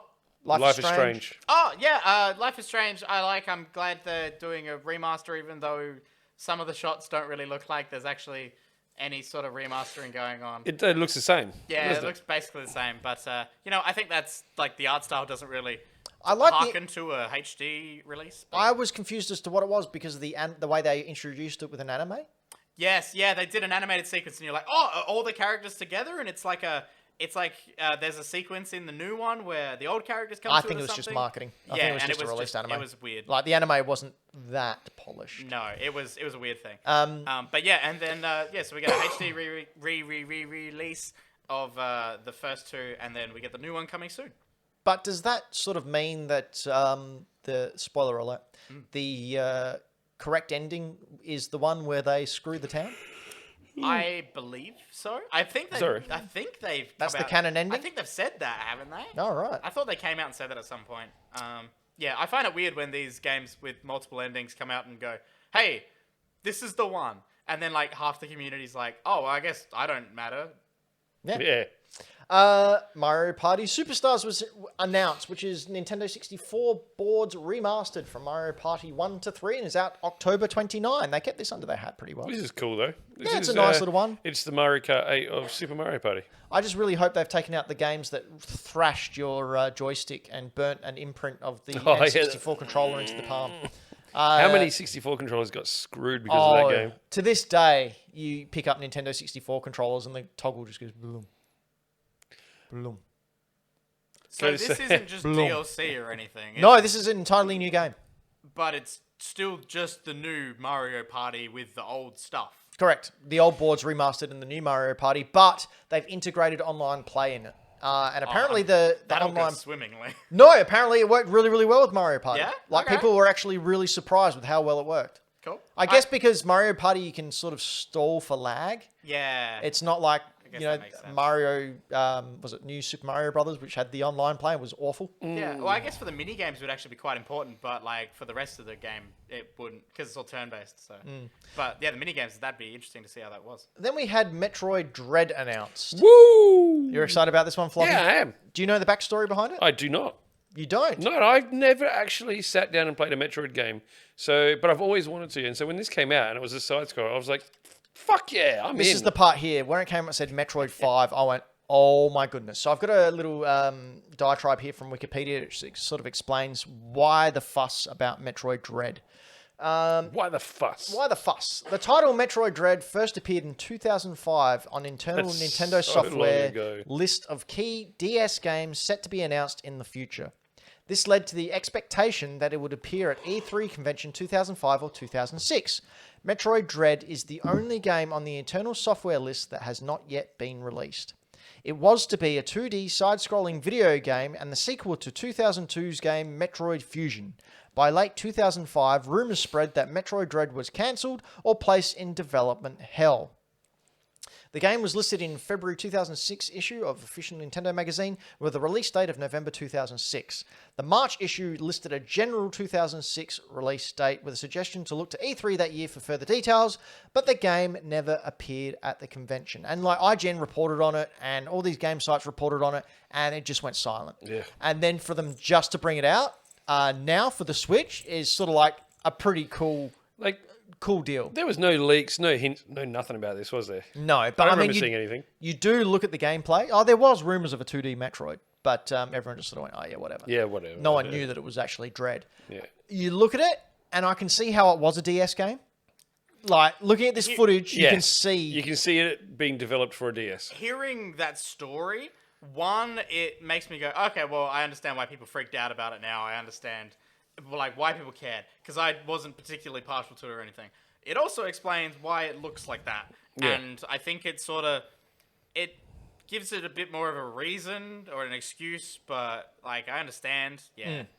I personally think, like, just my own personal opinion, there's no evidence to suggest this.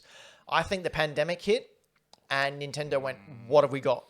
And That- this was sort of almost done. Like, all of the major work was done. They just had to sort of tinker here and there, so they had something to release. And Yeah, it sounds like a good conspiracy, at least. I mean, they didn't mention it, but it's the 35th anniversary of Metroid this year as well as Zelda.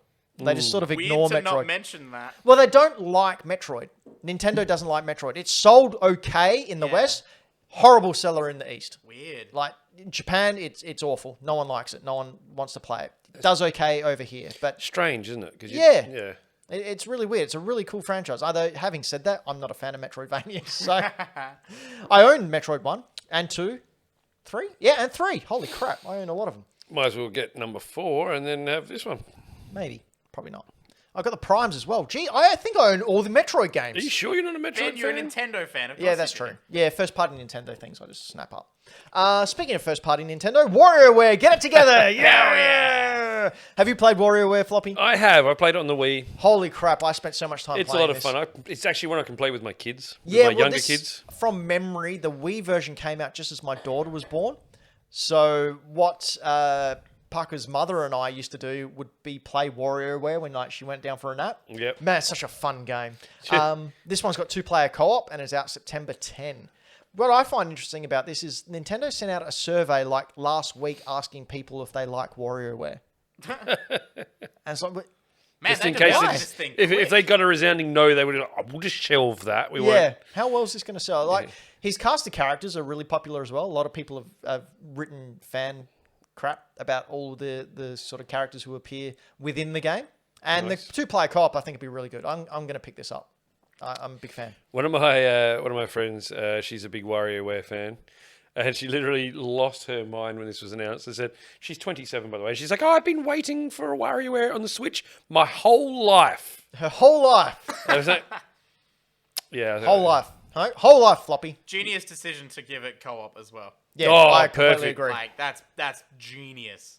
Okay, we're going to skip ahead to Advance Wars 1 and 2 reboot. Yo. Because Advance Wars was a very popular tactics type game. Advance Wars 1 and 2, they go for a very high price on the old Game Boy Advance. I own one of them, which I got, Yeah, but yeah, very high price. They're very sought after. Really good decision to bring these back. They were developed by Way Forward, who also did the DuckTales remaster on the Wii U and the PS3. Oh, you don't like that one? Fantastic remaster. And this looks awesome. This looks really, really great. Again, it's a tactics game. Not a big tactics fan, but it has a huge install base. And when this was announced, I was actually really surprised, even though I myself wasn't that excited for it. I'm excited that actually people get to have these remakes of the game that they love. Speaking of things they love, time for some Zelda news. Now, the old rapscallions threw a little spanner in the works and said, the following announcement will be the last one for today. And we got the Age of Calamity expansion pass announcement. Oh, really? That's what they're going to end on? All right. So it's out June 18th and November 21. Then EJ Onuma was back with his black background, and I went, oh, no. Not the black background. No. Oh, it's so ominous. It's not a good sign. He announced But it was. the Game & Watch. This thing's great. Yeah. Can I tell you, they have done everything on this that I said was missing from the Mario one. Yeah. A stand on the back, Yep. a timer, Yep. and a fourth game. Well, they didn't even have... You had 2 games on the other one. All right. So... Yeah, so they classed it as 2 game. They classed it as 3 programs because they said 2 games and a clock. No. Well, like it needs 4 things. Yeah. Well, this one has. You got Zelda 1, The Adventure of Link, Zelda 2, and you've got the Link's Game Boy Awakening. version of Link's Awakening. And you've got what's the other one called? It's called... Zippity bitty bitty bop. Yeah. Anyway, I've grabbed this. Really, really happy. In my notes, which I was writing live while I was watching this conference the morning after it aired. Holy shit, yes. That's it. Vermin. Holy It's called- shit! Yes. It's called Vermin, and it's out November Vermin. 12th. Yeah. Bibbity bibbity bop. You might want to jump on it if you do want one. Pre-orders are open now. Don't leave it too long. Grab it. If anything's gonna go the way of like the Mario one did, Scalpers. it won't be long. Yeah. But you can get the Mario one now. They're relatively cheap too. They're like $80. Yeah. Well worth it. I probably won't take mine out of the box. Oh, Well, how many copies of the game do you need? I'll find someone that can sell you just an empty box. No, I want it mint in box. Then the Be a big, big turd in the big box. old surprise. Breath of the Wild 2 release. What were you surprised about? That they showed anything? That they showed anything, actually. Yeah. So I've got here break down the trailer, but we are running a little bit long, so we probably won't break down the whole thing. I just want to talk a little bit about it. There's heavy rumors that it might tie into Skyward Sword a little bit. Really? There's a possibility that who we think is Ganondorf there may be Demise, who was the villain in Skyward Sword. Is it the guy who does the weird tongue licky thing? No, that's someone else. I had a rumor that we may play as Zelda. Nah, well, see, that was my thought at the start, because during the trailer, you never saw the player's face. You're not the only person I've heard say it, though. Yeah, I know, but looking at it, see, you can see on links. I've gone back and watched this a lot of times. You can see here with that thing going on the arm with the nails. That's where I first thought, oh, hang on, that looks. But then the other footage you see, it's very much the arm thing is scarred up, whoever this person may be. Now, what I do think is going on here is a bit of time travel. Okay. I think maybe they're going to bring some Ocarina of Time type physics to it. Remember in the 8th temple or the 7th temple on Ocarina of Time, the desert, you had to do the first half as adult Link, then go to young Link, go back there and finish the temple as young Link, and then go back and as Never old Link. finished it, but okay. Yeah, really? Fake fan, everyone. Yeah. I'm an Xbox biggest fan, mate. Yeah, that's What are true. you fucking talking That's about? But yeah, Love coming playing out Zelda on the Xbox. 2022. Now, I have to be honest. I mentioned this to the gentlemen, the people before the show. I had Breath of the Wild 2 in my Fantasy Critic picked as coming out this year, and Floppy and I were always in contention. Look, deep down inside, I knew it wasn't coming out this year. He says that now. So a week before E3, I quietly dropped Breath of the Wild 2 from my Fantasy Critic and didn't mention it to anyone, because if it was announced for this year, I was going to put it back without anyone jumping in. But because it's not, boom, it's gone. And I'm safe, baby. I still have a counter pick as it not coming out this year. Well, you've got a nice 0 for that one. Yep. Just like all your other picks. And one's got a -14, I believe. Good picks, Floppy. Yep. So, I to picked a round lot up... of great games that just aren't coming out this year. Round out the E3 extravaganza. I'm going to go through our E3 picks that we made last show. And who won E3? Just remember, whoever won E3 gets to steal a pick from someone else's Fantasy Critic. Oh, I forgot. Can I just that, point yeah. out one thing from all of the presentations? We didn't talk about Capcom. We didn't. There was a reason for that, Yeah, I know. That's what I wanted to say. Capcom, if you're watching, which they are.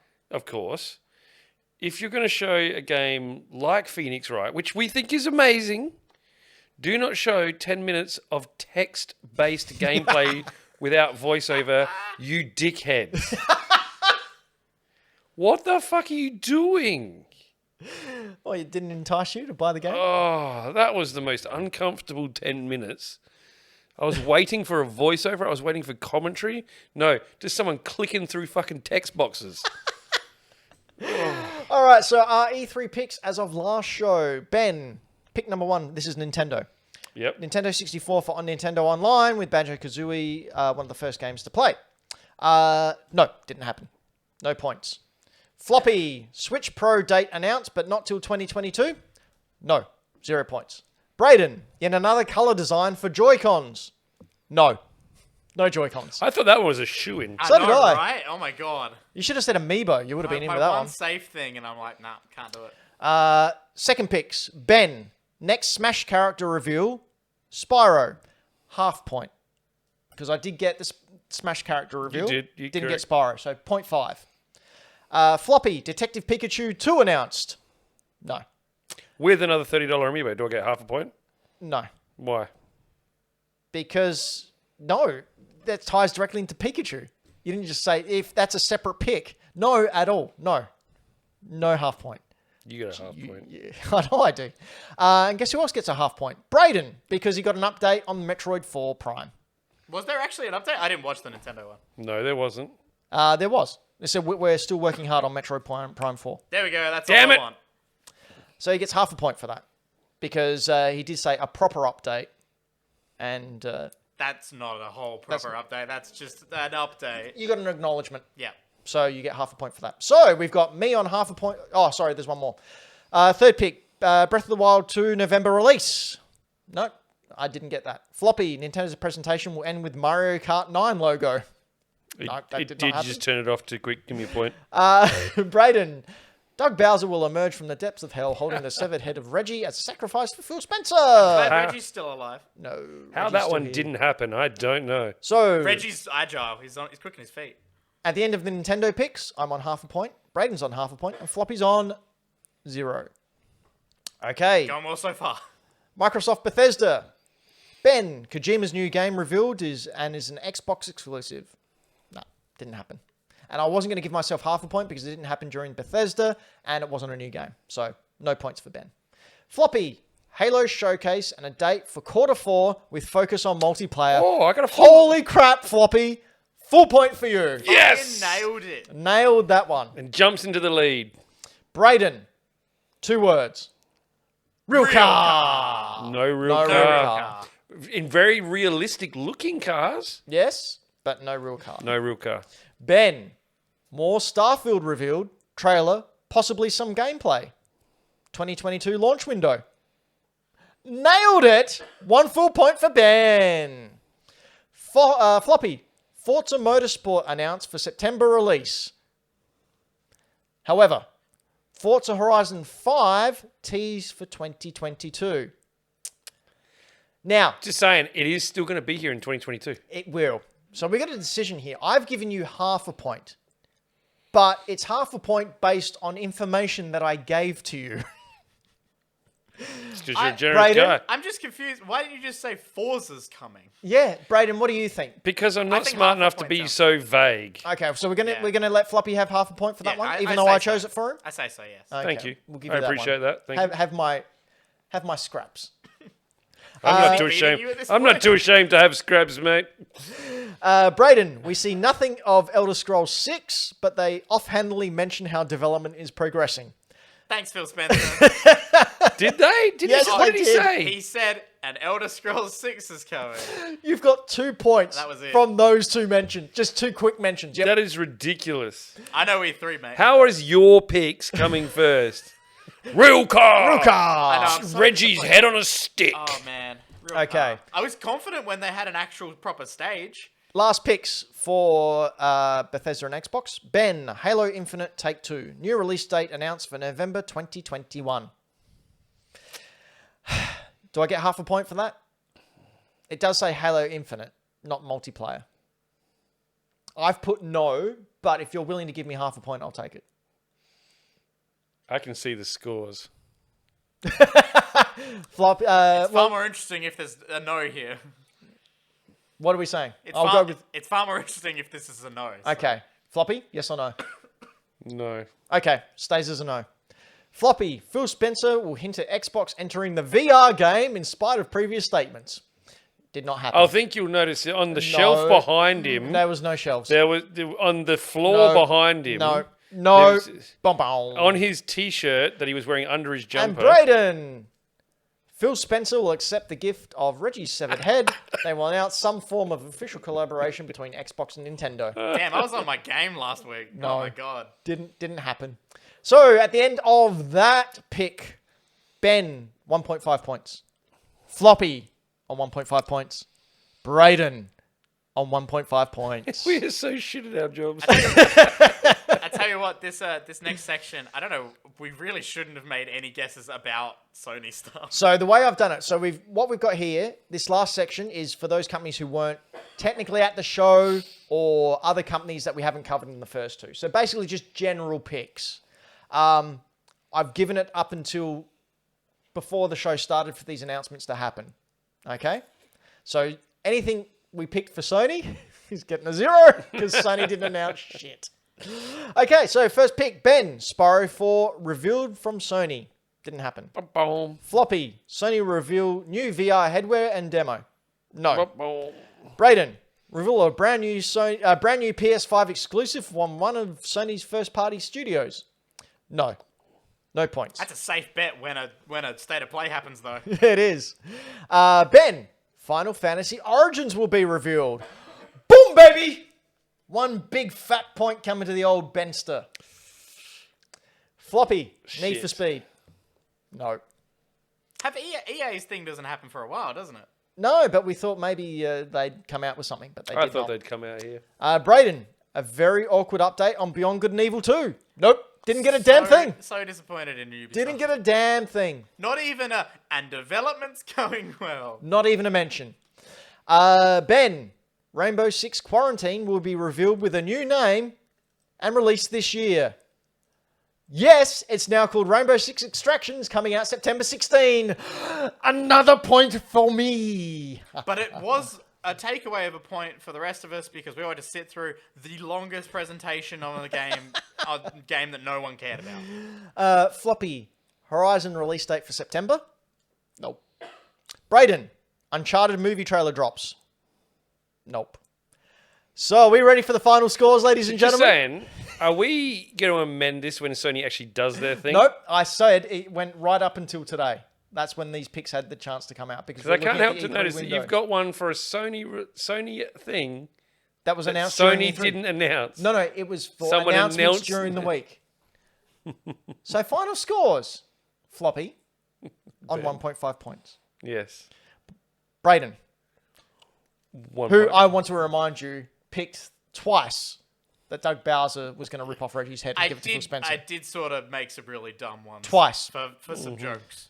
1.5 points. Still pretty good. So exactly the same as Floppy, who made very, very reasonable guesses. Need for Speed. Hey, Floppy, I would not be surprised if when EA do their thing, they announce some Need for Speed. Oh, I'm going to guarantee you, if we extend this to when Sony comes out, It's not getting and extended. EA, It's not getting extended. I said if, I'd clear the floor. And ladies and gentlemen, coming in with a whopping 3.5 points, Wow, that's such a good average. Benjamin Rule Supreme. That's right, baby. I win E3 finally. After how many freaking years we've been doing this, I finally take away the E3 trophy winner. All it And took was for Dan to leave. sorry, All it took was for Dan all it to took was leave. for Dan to leave, and he's ridiculously vague picks. There's a game with a thing in it. So that means I win E3. I'm the champion, and I get to pick someone's choice in our personal fantasy critic, which I'm I'm going to be worried. going into in the post show. I'm worried. I'm going to select my pick at the end of year. Hack the Ooh. Dino. Wait, No. Whoa. That actually physically can't really happen in the Fantasy Critic League because one of us would have to drop a game that already has a score, and then No, not drop a game. I get to take it. Yeah, but what I'm saying is, in the Fantasy Critic, we would have to drop it, and then you would have to pick it up. No. Oh, you just mean ignore. I the will just app go. No, altogether. I will take those points You and put them on physically mine. would just- you No. would. Sure. You have to do it now. You have to pick No, a game. no, Yes. no. That wasn't the deal. I invented the deal. I was gonna say no. This isn't the deal either. No, the There deal was is no I get to mention take the of pick. at the end of the year. I got to choose, and it would have been the This is a same if Ben you guys thing. won. It's a Ben thing. We just have to accept it and move on. Exactly. Who makes the show? So, I reject your reality and substitute my own. well, in that reality, maybe you're not quite a loser. I am the winner of E3. Joke's on you. I'm a loser in every reality. Do you know who isn't a loser in every reality? Our Patreons. The wonderful people who support this show.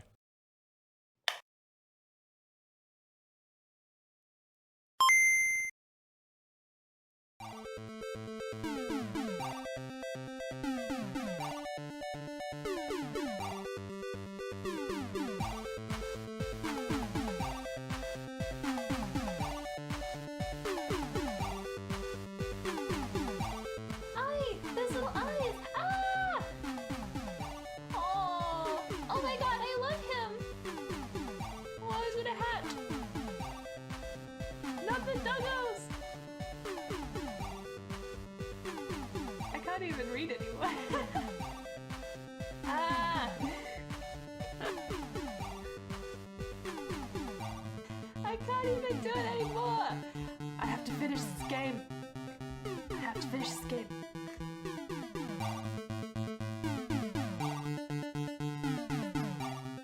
Hey, Floppy, Yes, mate. do you know who I love?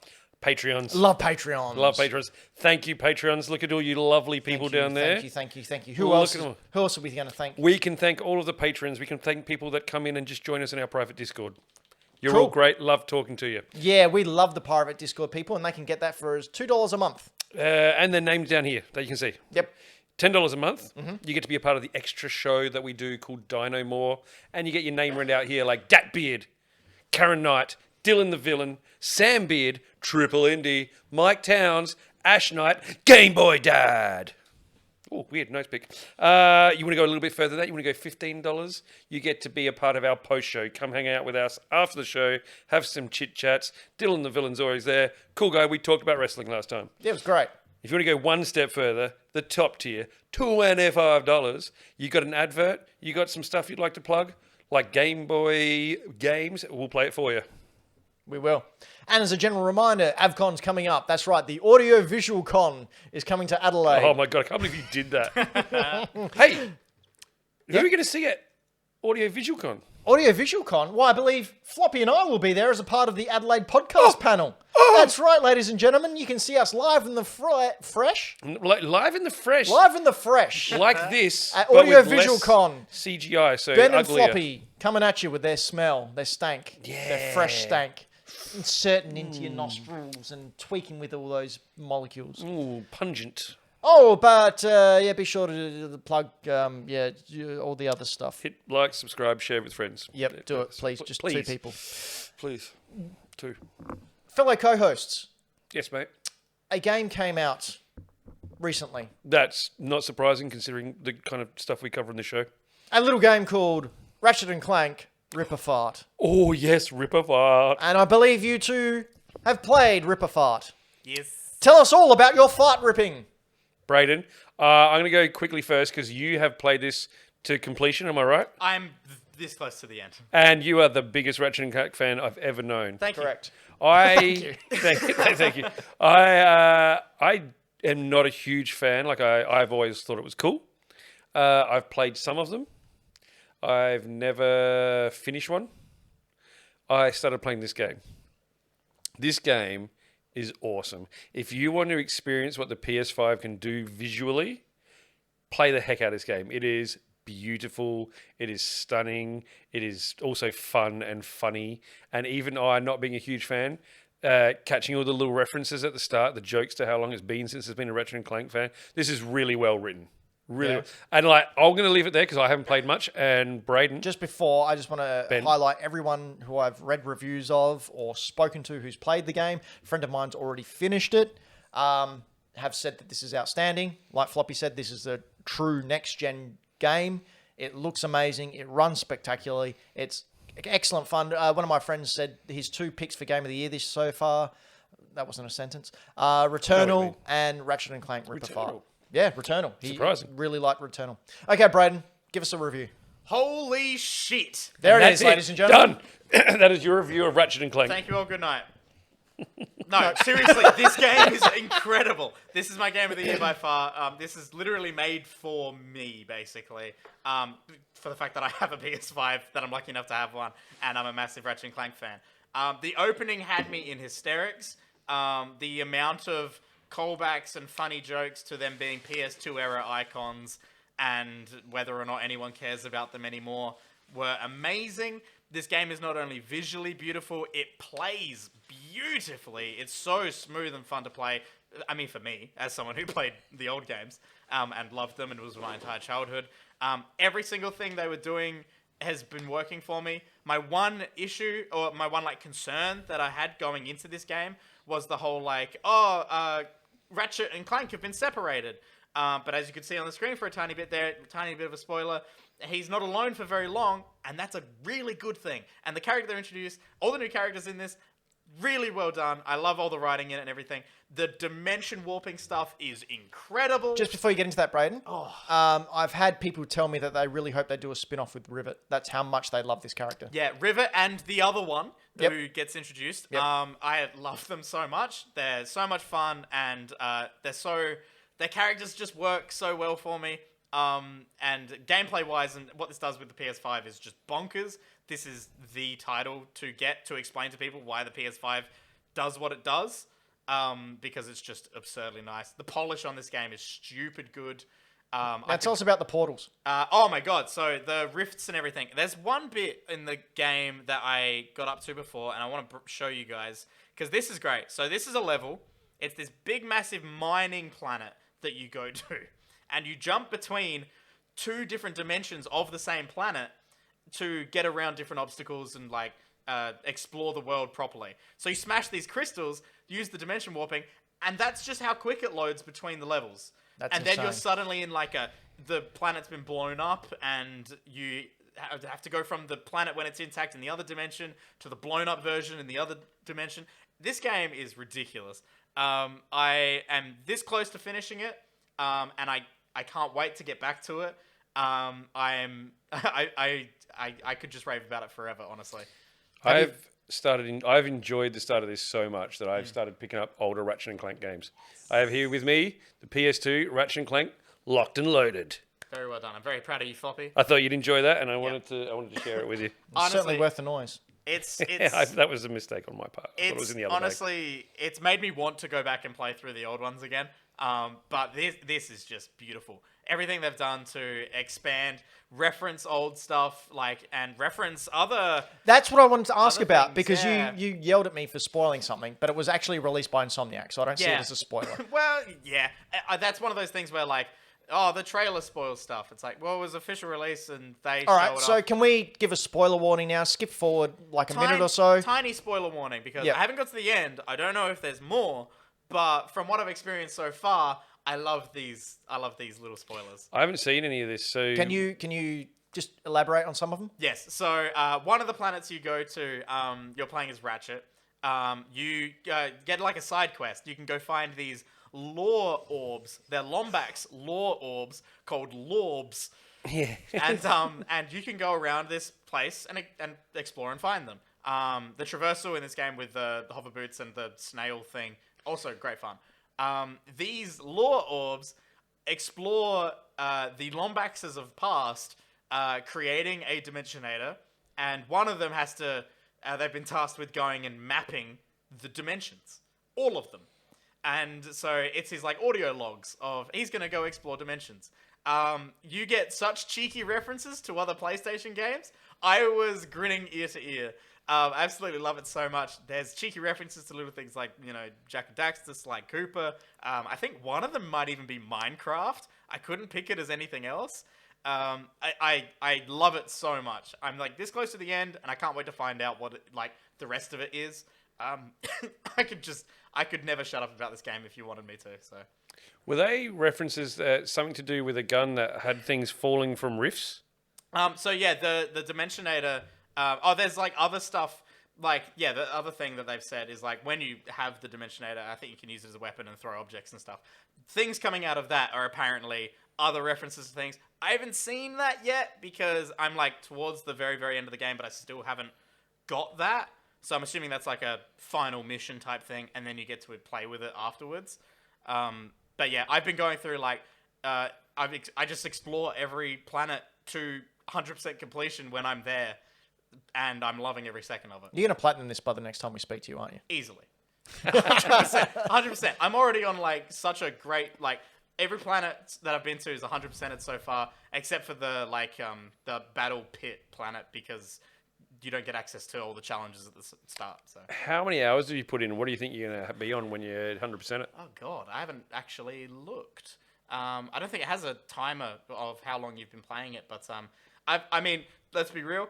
I've only played it maybe 4 nights, maybe. And How long for those nights? Oh, so long. Oh my There's god. I've been 12 playing- hours in a night, Floppy. Yeah. I've been playing these games. I think the first night I was oh shit, I should probably go to bed because otherwise I'm gonna get through this game too fast. I have and to I'm get not up gonna in enjoy it enough. 2.5 hours and go to work. Oh my god, I'd love this game so much. I highly recommend everyone who can get it, go get it. It's amazing. And for those of you who don't have a PS5, Just get one. Just wait. yeah, just get one. Just wait. Just get one. I think there's they're bringing out a combo box of Perfect. Ratchet and Clank 5 If- with a PS5. If you can get your hands on that, please do. I even love this little glitch character. It's just so cute. I love it. Oh, there's so much in this game I love. I'll shut up about it now. I So- got my old game from one of our fellow chat patrons, Game Boy Dad. He helped me out with picking up some Ratchet and Clank. Cool. Yeah, I'm just going to cut you off there because no one cares. From hearing Brayden geek out about Ratchet and Clank, it's time for me to geek out about my guy, Kojima. If we still had Kojima Watch, this would be where Kojima Watch is. But in the last day or two, there's been a little bit of a Kojima conspiracy going about the internet. It is in regards to Blue Box Games and their game, and specifically the trailer that was released back in April called Abandon. Now, when the game came out, a lot of people got PT vibes off it, and there were people actually going, "Oh, this is Kojima, isn't it? This is Silent Hills. This is yeah." And then it all started. The rumors started. Quickly shut down by the game's developer, whose name is Hassan. Sorry, Hassan Karaman. Hassan Karaman of Blue Box Games. And from the IGN article at the time, quote, revealed in April, Abandoned is a cinematic first-person horror survival shooter with realistic visuals, pegged to launch in Q4 2021. Developer Blue Box Games Studio has a quiet social media presence, very small, a fairly unknown history, and released a PT-esque trailer, all of which led to some fans believing that it was actually a front for a new Kojima Productions project. The studio, Blue Box Games, quickly issued an official response to the rumors on their website, which they said, "We have no association with Hideo Kojima, nor do we claim to have any association, nor was it our intention to claim such a statement. We are a small group of developers working on a passionate title we wanted to work on for a long time." However, in the past couple of days, there's been a couple of developments. The internet happened. So I'm just going to go through a couple of the bits of evidence that people have found on Reddit, which seem to point to the fact that not only is Kojima behind this game, that it is in fact Silent Hills, and that Blue Box Game Studios is actually a fake studio made up by Kojima. Here we go. Oh, the internet. Here we go. Hideo Kojima used a fake studio when teasing both Metal Gear Solid 5 and PT. The one for PT was named 7780S Studio, and the one for Metal Gear Solid 5 was from Sweden. Abandon received a short teaser trailer on PlayStation YouTube channel alongside a blog post hinting for the release later that year. Silent Hill composer also teased a new game, revealed for summer 2021, which was shot down by Konami. The animated PS Studios logo that plays ahead of first-party game glows blue for a moment, creating a blue box. Kojima recently tweeted with the words Silent and Hill in it. Completely unrelated. A new Silent Hill merchandise page and merchandise available to buy has been released by the Konami store. There are no saved trademarks for Blue Box Game Studios, but the trailer claims that they do. Blue Box Game Studios' YouTube banner is a bunch of hills. The Blue Box Game Studios logo is basically PlayStation Studios logo's colors inverted. Blue Box is a term used for phone scams. Employees at company LinkedIn profiles use stock photos, so they're using stock photos for the employees of that company. Blue Box, whatever. Why is it so hard to say Blue Blocks? See? Yeah. What are you saying? No, I'm agreeing with you. Why is it so damn hard? Probably Jeff, a fake company. Okay, that stock photos one's the only one so far where I've gone. Ooh. Oh, we're about to get into the heavy stuff. Okay. Jeff Keighley confirmed he's in talks with Blue Box and will help them with promoting their game. Now, I'm going to come back to that one. Just put a pin in that. Just remember it. At the 49-second mark of the Abandoned trailer, which we've got on screen now, so if you go to 49 seconds, Braden, there's a bit of graffiti on the wall. And I can't remember what it says, kill the trespassers. Kill the trespassed. There's a tree covering P and T in that graffiti. Well, that must mean PT. Blue Box Game Studios revealed that Abandon would get its own PS5 app, which would let players run the game's trailers in real time on the PS5. This is a curiously specific thing that not even first-party PlayStation Studio games have done, so it raised some eyebrows that this unknown game studio would be the first to pioneer this feature. Another game that got a console application was another game that got a console application as a teaser was for an upcoming release, but later abandoned And that was PT for Silent Hill. I mean, would you like to draw any thinner lines? Oh, between there's a couple of thin ones. Here's one. There's a couple of thin ones. The Twitter handle for Blue Box Game Studios is at BB Game Studios. A possible Death Stranding reference. Blue Blog, I think it's supposed to be Blue Box, tweeted in one of their tweets that their game would feature snowflakes of blood. This was used in PT teasers, even though they said that they're fans of that.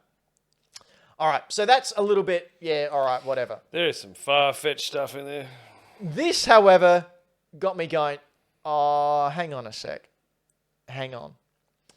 So I think yesterday, Jeff Keighley came out and showed a screenshot of a DM, and he tweeted it out, that the game developer Hassan messaged to him and wanted to be a part of the Game Awards.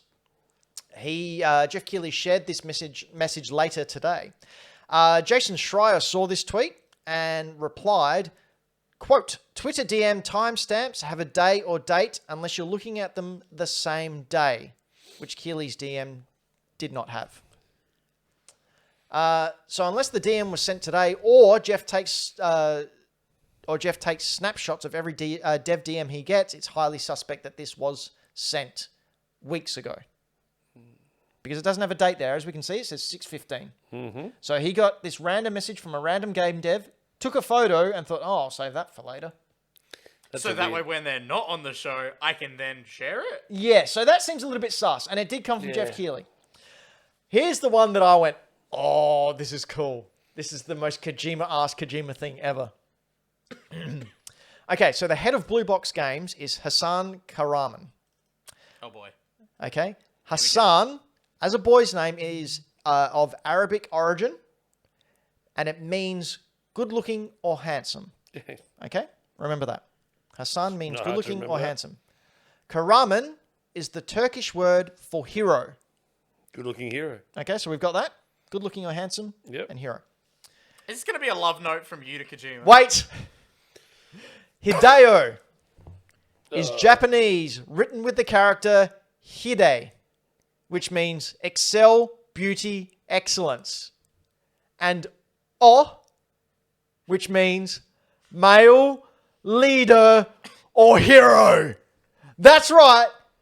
Hideo means good-looking hero. Okay. Ladies and gentlemen, if that's not 100% proof that Kojima's behind this, I don't know what is. It's quite a rabbit hole. It's really fascinating. I got to say, like Jason Schreier earlier today said, yeah, I'm 100% convinced it's Kojima. And then a couple of hours later, he goes, all right, it's probably not. But still, this is amazing. I think that's brilliant. And if it is, like, thing is, Kojima's done this stunt twice. So it's not out of the question. But now Blue Box, if they are a separate entity, are really leaning into it. So it's really, really cool. And they're starting to put things out there just to create, hype. If it is just an indie team and it is just that, they have to get on this. They absolutely are genius they do. if they This do is that. the perfect marketing for them. But if it's not, and if it is Kojima, but what's really, really driving this is that neither Sony or Kojima Productions has come out and said, no, it's not us. Like, they've just been silent. They haven't said, oh, silent. Oh my God, I've cracked it. I really like the bit at the end with Hideo's Kojima, like the stretch that they've gone to. But on the other hand, if it comes out that it is Kojima, you can go, yeah, right, I can see that. Ben, I'd just like to say, I just looked up the meaning of your name, and in Germanic, it means bear. So I think you're actually teasing that there's going to be a new Naughty Bear game coming out. I'd play the heck out of that. Jesus, Floppy, of course you would. He's not wrong, ladies and gentlemen. Rosenthal means Valley of Roses, so What does floppy mean? take the blue pill. All right, speaking of floppy, Cyberpunk 2077 is coming back to the PlayStation Store. Yeah, play it on PS4. You can still see your floppy. I forgot this was a thing. I forgot they hadn't put it back on there yet. So Monday, June 21st, it's coming back on. Sony has stressed that, quote, users will continue to experience performance issues with the PS4 edition while CD Projekt Red continues to improve stability across all platforms. We got that footage there. Yeah, I just saw So it. they've literally come out and said, "Oh, we're putting Cyberpunk, but you probably shouldn't play it." Though. They've also encouraged PlayStation fans to play it on a PS4 Pro or a PS5 where possible. What we can see on the screen here is the pre-alpha footage that was leaked from that massive hack. Oh, it's Gate Man. Yeah. Yeah, this is... Oh, if you can, head to hackthedino.com or youtube.com/hackthedino and watch these glitches. I've caught an Uber with that guy. Oh, it's a chicken. Oh, this is my favourite bit. What is that? Just after this. Here we go. My God. He's going to bust open some crims here. He opens up the shipping container. $6 million man. Whoa. That car is having a fit. So I'm just wondering if we are going to see more glitches like this. I hope in so. CG Pro. I'm tempted. Every time I go to the shops, I look to see if it's $20 yet. Same. Because Do you- I did see it at $40 and I was tempted, but no, I've said $20. Once it's $20, I'll get it and play it. Do you remember when WWE 2K21 came out? And I was Yeah. just like, it made me want to play it just to see those stupid, weird glitches. I think they probably did get some sales off people wanting to see really glitchy shit. What the heck is that? looks like Harry Potter. That's Gmod. That's not Cyberpunk. That's just Gmod. What the hell? No, that's Harry Potter and his flying car. That's what that is. What are they doing? They're toasty. Yeah, Toasty. I don't know. When it's on special, I'll buy it. Be interesting to see how it does perform sure it's on on a special, PS5. yeah. Far out. Okay. Speaking of hacked, EA recently got hacked. Apparently, the FIFA 2021 source code has been stolen, and source code from the Frostbite engine. No word yet if a ransom's been made or if it's just straight up taken. Oh no, guys, we're getting done. Oh no! Quick, Brayden, hack in. I got it. Can you break into the mainframe? I can't do it. Oh, Brayden, quick! No, press Alt Control Delete together at the same time. Okay, here we go. One, Turn it off, two- turn it back oh, on actually, again. No, if I actually do that, I will stop the stream. Yeah, yeah. Turn it off, turn it back on So again. that was a wacky gag. Speaking of wacky I gags, didn't know you were going to do that. I was just like, what the hell is Wacky going gags on? are always better when you explain that they were a wacky gag afterwards. Now, see, the joke with that one was the EA got actually hacked, and probably a lot of accounts got seized, and, you know, FIFA's where the money is, so they probably got a lot of bank accounts. We found a generic hacking video on Yep. YouTube, Yep, and we thought this correct. will be good. Yep. This will be good. Yep. And that's how comedy works. Yep. Thank you, Brayden. Brayden's promoted to lead writer. Fallout 76 Battle Royale Nuclear Winter is ending. Yeah, that was a whole lot of nothing, wasn't it? It was. I actually forgot there was a Battle Royale on there. I had literally forgotten until this got announced. I was like, oh yeah, that's right. So, a quote from Bethesda, the number of players returning to Nuclear Winter made it difficult to fill up lobbies. Bethesda said it noticed players prefer to explore other parts of the game, like its adventure mode, and as such, it's time to call it quits on Nuclear Winter, but you can play it up until September. Did you see they announced a new thing for Fallout 76 Yes. in E3? The person I was watching stream has been a Fallout fan for a while. They watched it, and as they revealed what it was, with it being The Pit, which was the DLC for 3 back in the day, and that was going to be coming, they were like, no! They picked the worst thing that they added to Fallout 3. That was the worst DLC they did, and they're adding it to Fallout 76, ladies and gentlemen. Sounds like Bethesda being Bethesda! I'm really glad that they sold to Microsoft because bloody hell, guys. Best thing they did. Okay, and finally, during the E3 extravaganza of former days, we had an official Intellivision Amico conference, I guess, where the first 2 minutes are of the guy talking about how influential he is in the gaming scene and how he's... That's what I paid to see. yeah, he's just talking about himself for 2 minutes. Sorry, who? This guy on screen. Exactly who? Old mate, weird looking Reggie. But he talks about how he's got the Guinness World Record for working on as many games and blah, blah, blah. It's like, yeah, I don't care. Anyway, it looks like the Amico, unlike the VCS, is an actual real thing that people will be able to play and enjoy. It looks like it's aiming for the Wii generation.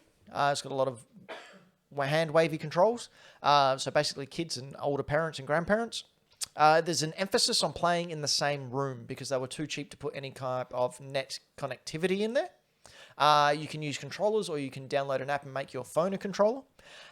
It does actually have some cool ideas. So, for example, it's got an inbuilt NFC reader where you can scan your credit card or your gift cards in order to purchase games. Sorry, I just keep looking at Braden's face. Oh, I'm boggled by this whole thing. One thing that I thought was actually really cool, however unlikely it is, if you have your controller in your Amico, I think all the game data is stored on the controller. So you can take that to a friend's house and put that in their Amico console and play your games on there. And as long as that controller is with that system, you can play their games, like throwing dice on a table.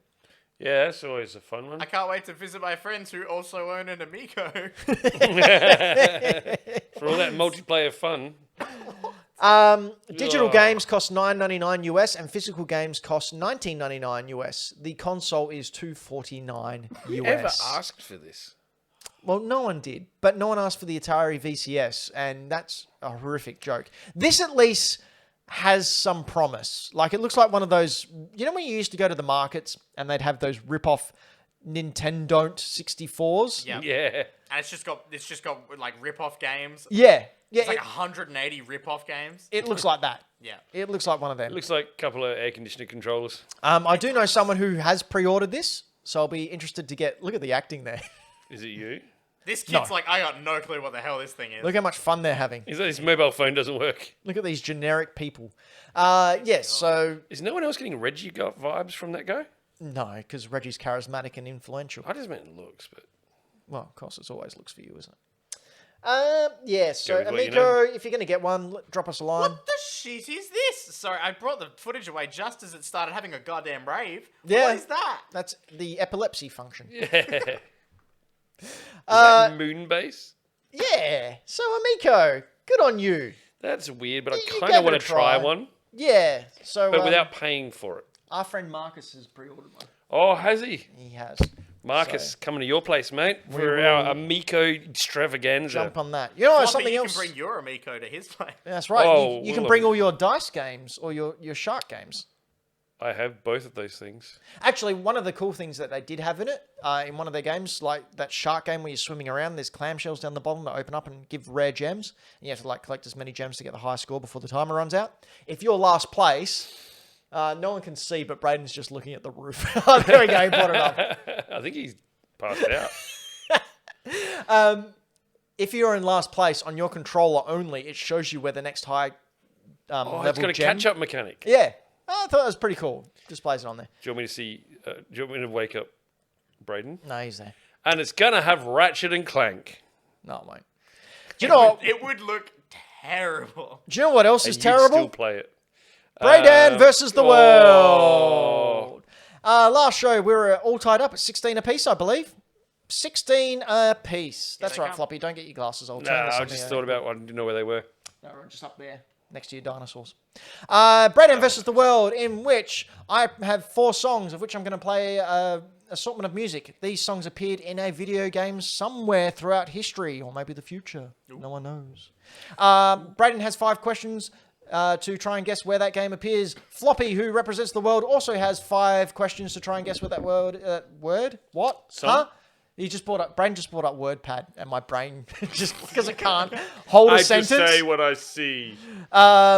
Yeah, basically, you got 5 questions to try and guess where that game appeared. If you can't guess it, the other person gets it. Blah blah blah. You'll get it. You've been watching long enough. If it's your first episode, You'll sorry. figure it out. Yeah, It's not it's- hard. If you got this far with your first episode, support us on Patreon.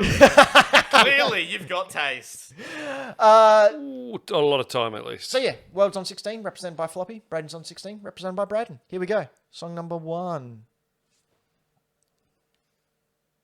Song number 1. Oh, hang on, I didn't unmute it. Okay. Neither did I, so good work. Okay, here we go. Teamwork.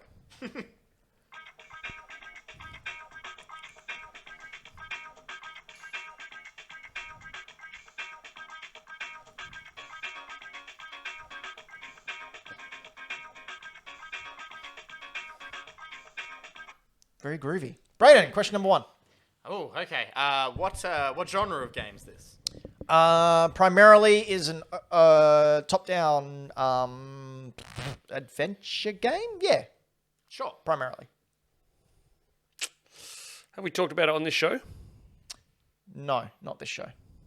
Question number 2, Braden. Okay. what do you play as in it? You play as Oh. a man in a hat.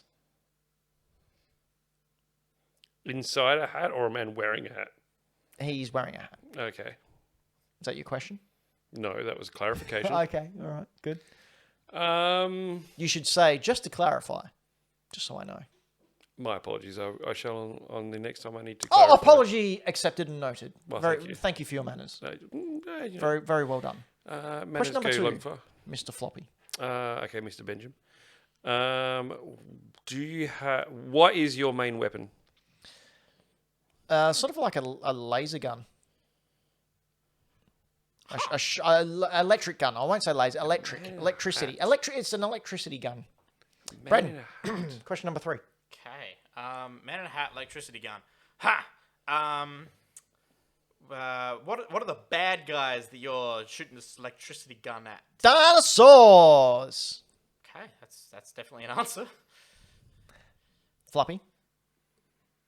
What system does this come out on? This one, I believe, was Super Nintendo. Okay. Interesting. Man in a hat. Fucking dinosaurs. Question number 4, Braden. Is this a tie-in game? Yes, it is. Question number 4, Would help Floppy. if I knew any. I don't. The hint is I don't. Is it Dino Riders? Oh, Ben's got up and left. Podcast listeners. I have no idea. I had to guess something. What are the dinosaurs? Is it Dino Riders? That's what I said. So that's insulting for 2 reasons. Firstly, there was never a Dino Riders game that came I out. had no idea. Secondly, there was never a game that got me on Dino Riders, and I'm furious about it. And I left because you say such hurtful things to me. So you angry because there wasn't a game? Yes, and you've Okay. reminded Okay, it. so he wasn't angry at you, Floppy. He was angry at the world. I can tell you the amount of worry that I had that he was angry at me was very small. It was Jurassic Park. Was it just called Man in Jurassic a Park? hat was Sam Neill. Yeah. Was it just called Jurassic Park? Jurassic Park? I was thinking like, was there like a super Jurassic Park? that I always came out went or with a something? Turok title. No, Jurassic Park. I purposely chose the most pornographic music I gonna could. You say- really did, man. That was It's like gonna be like Boogie Nights, and then Yeah. you said dinosaurs, and I was like, there were the next line was clever girl. there were dinosaurs. Those Deinonychus, get down. Yeah. You had me as soon as you said dinosaurs. I was like, "Are you hinting because we talked about Dino Riders a lot before the show?" No, I wasn't hinting at all. All right, so Braden gets that point because Floppy got it wrong. Here we go, song number 2.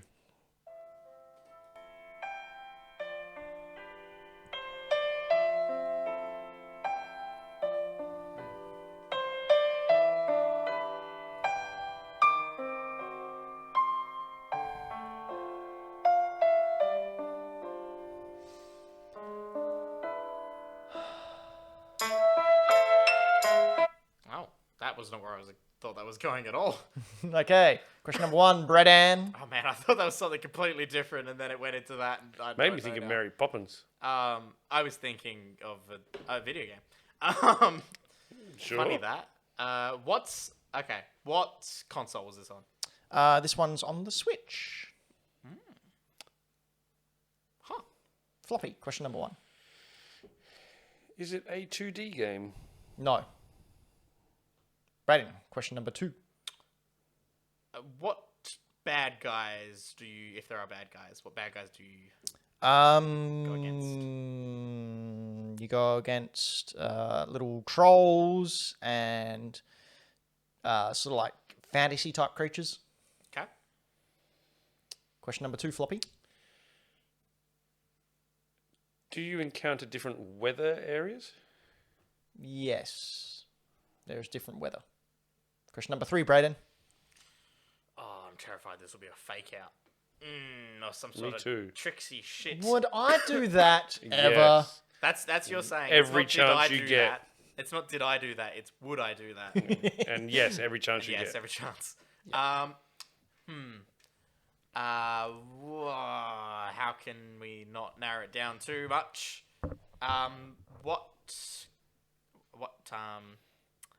What's the main gameplay like?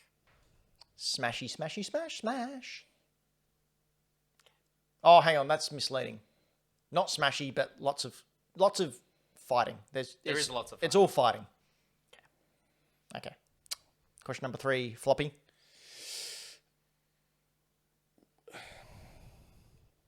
What is the protagonist? There's a couple. Like, Okay. you play multiple protagonists. Protagoni. Okay. Okay. Question number 4, Braden. I might take a guess. Okay. Is it? The title is weird. Is it Legend of Zelda: Breath of the Wild, Age of Calamity? Yes, it's Age of Calamity. Okay. There's no Breath of the Wild. There's no But Breath yes, of the Wild. Age of Calamity. Correct. Okay. Okay. So, back to... Oh, no, Braden's got that one as well. Is World's the, on I don't know, 16. Hyrule Warriors Age of Calamity? Yeah, but Age of Calamity is what I was after. Now I feel weird about it. Yeah, I totally wouldn't have got that point. Yeah. If it was me that said it. Nah, I feel weird about that point. I'm taking it back. All right, whatever. I don't give a shit. That You guilted him into giving up his point. no. The question is, the second- would I do that? No, The no. second you said the first thing was like there was no Breath of the Wild, I was like, okay, now I feel weird about it. And then you said it's not even Legend of Zelda, it's Hyrule Warriors, and I was like, okay, now I don't like it at all. So not only has Braden given up his point, he gave it to Floppy. But that's what you do when it's wrong. But I just want to say, Floppy, Yes, mate. I really appreciate that hustle and that manipulation. That was perfect. Would That's what this I- game is about. Would I use guilt? Yeah, you should, Yes, man. I would. Well done. I love it because there was Well done. there was no guilt off Floppy. It was just me feeling like, no, that's not how the game works. It was also going to be my next guess because I knew it. Yeah, so I was like, I had to guess. But Okay. I got the title wrong. So, So- that's how it works. After that guilt trip, Sorry, I should have prefixed it with pack your bags. You're going on a guilt trip. here we go. Song number 3.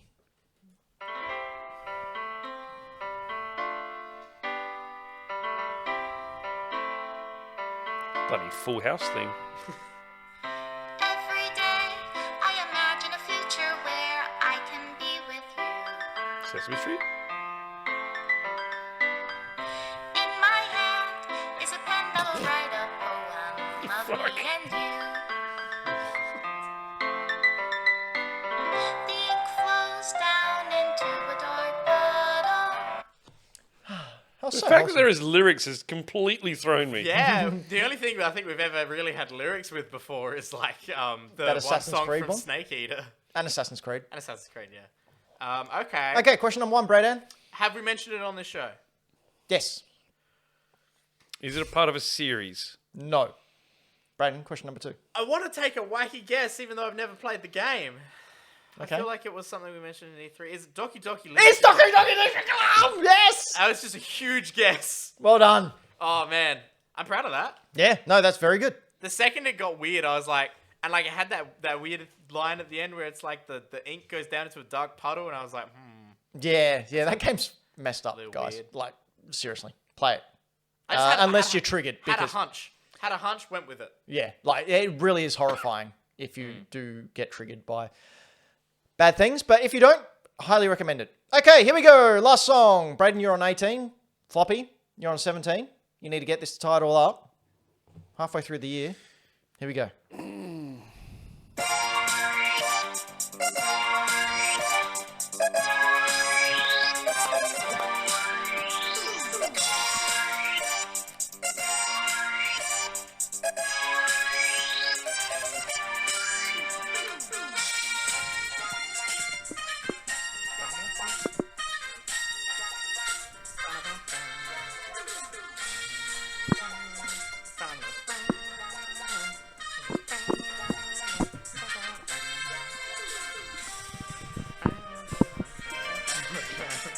Okay, that's enough of that.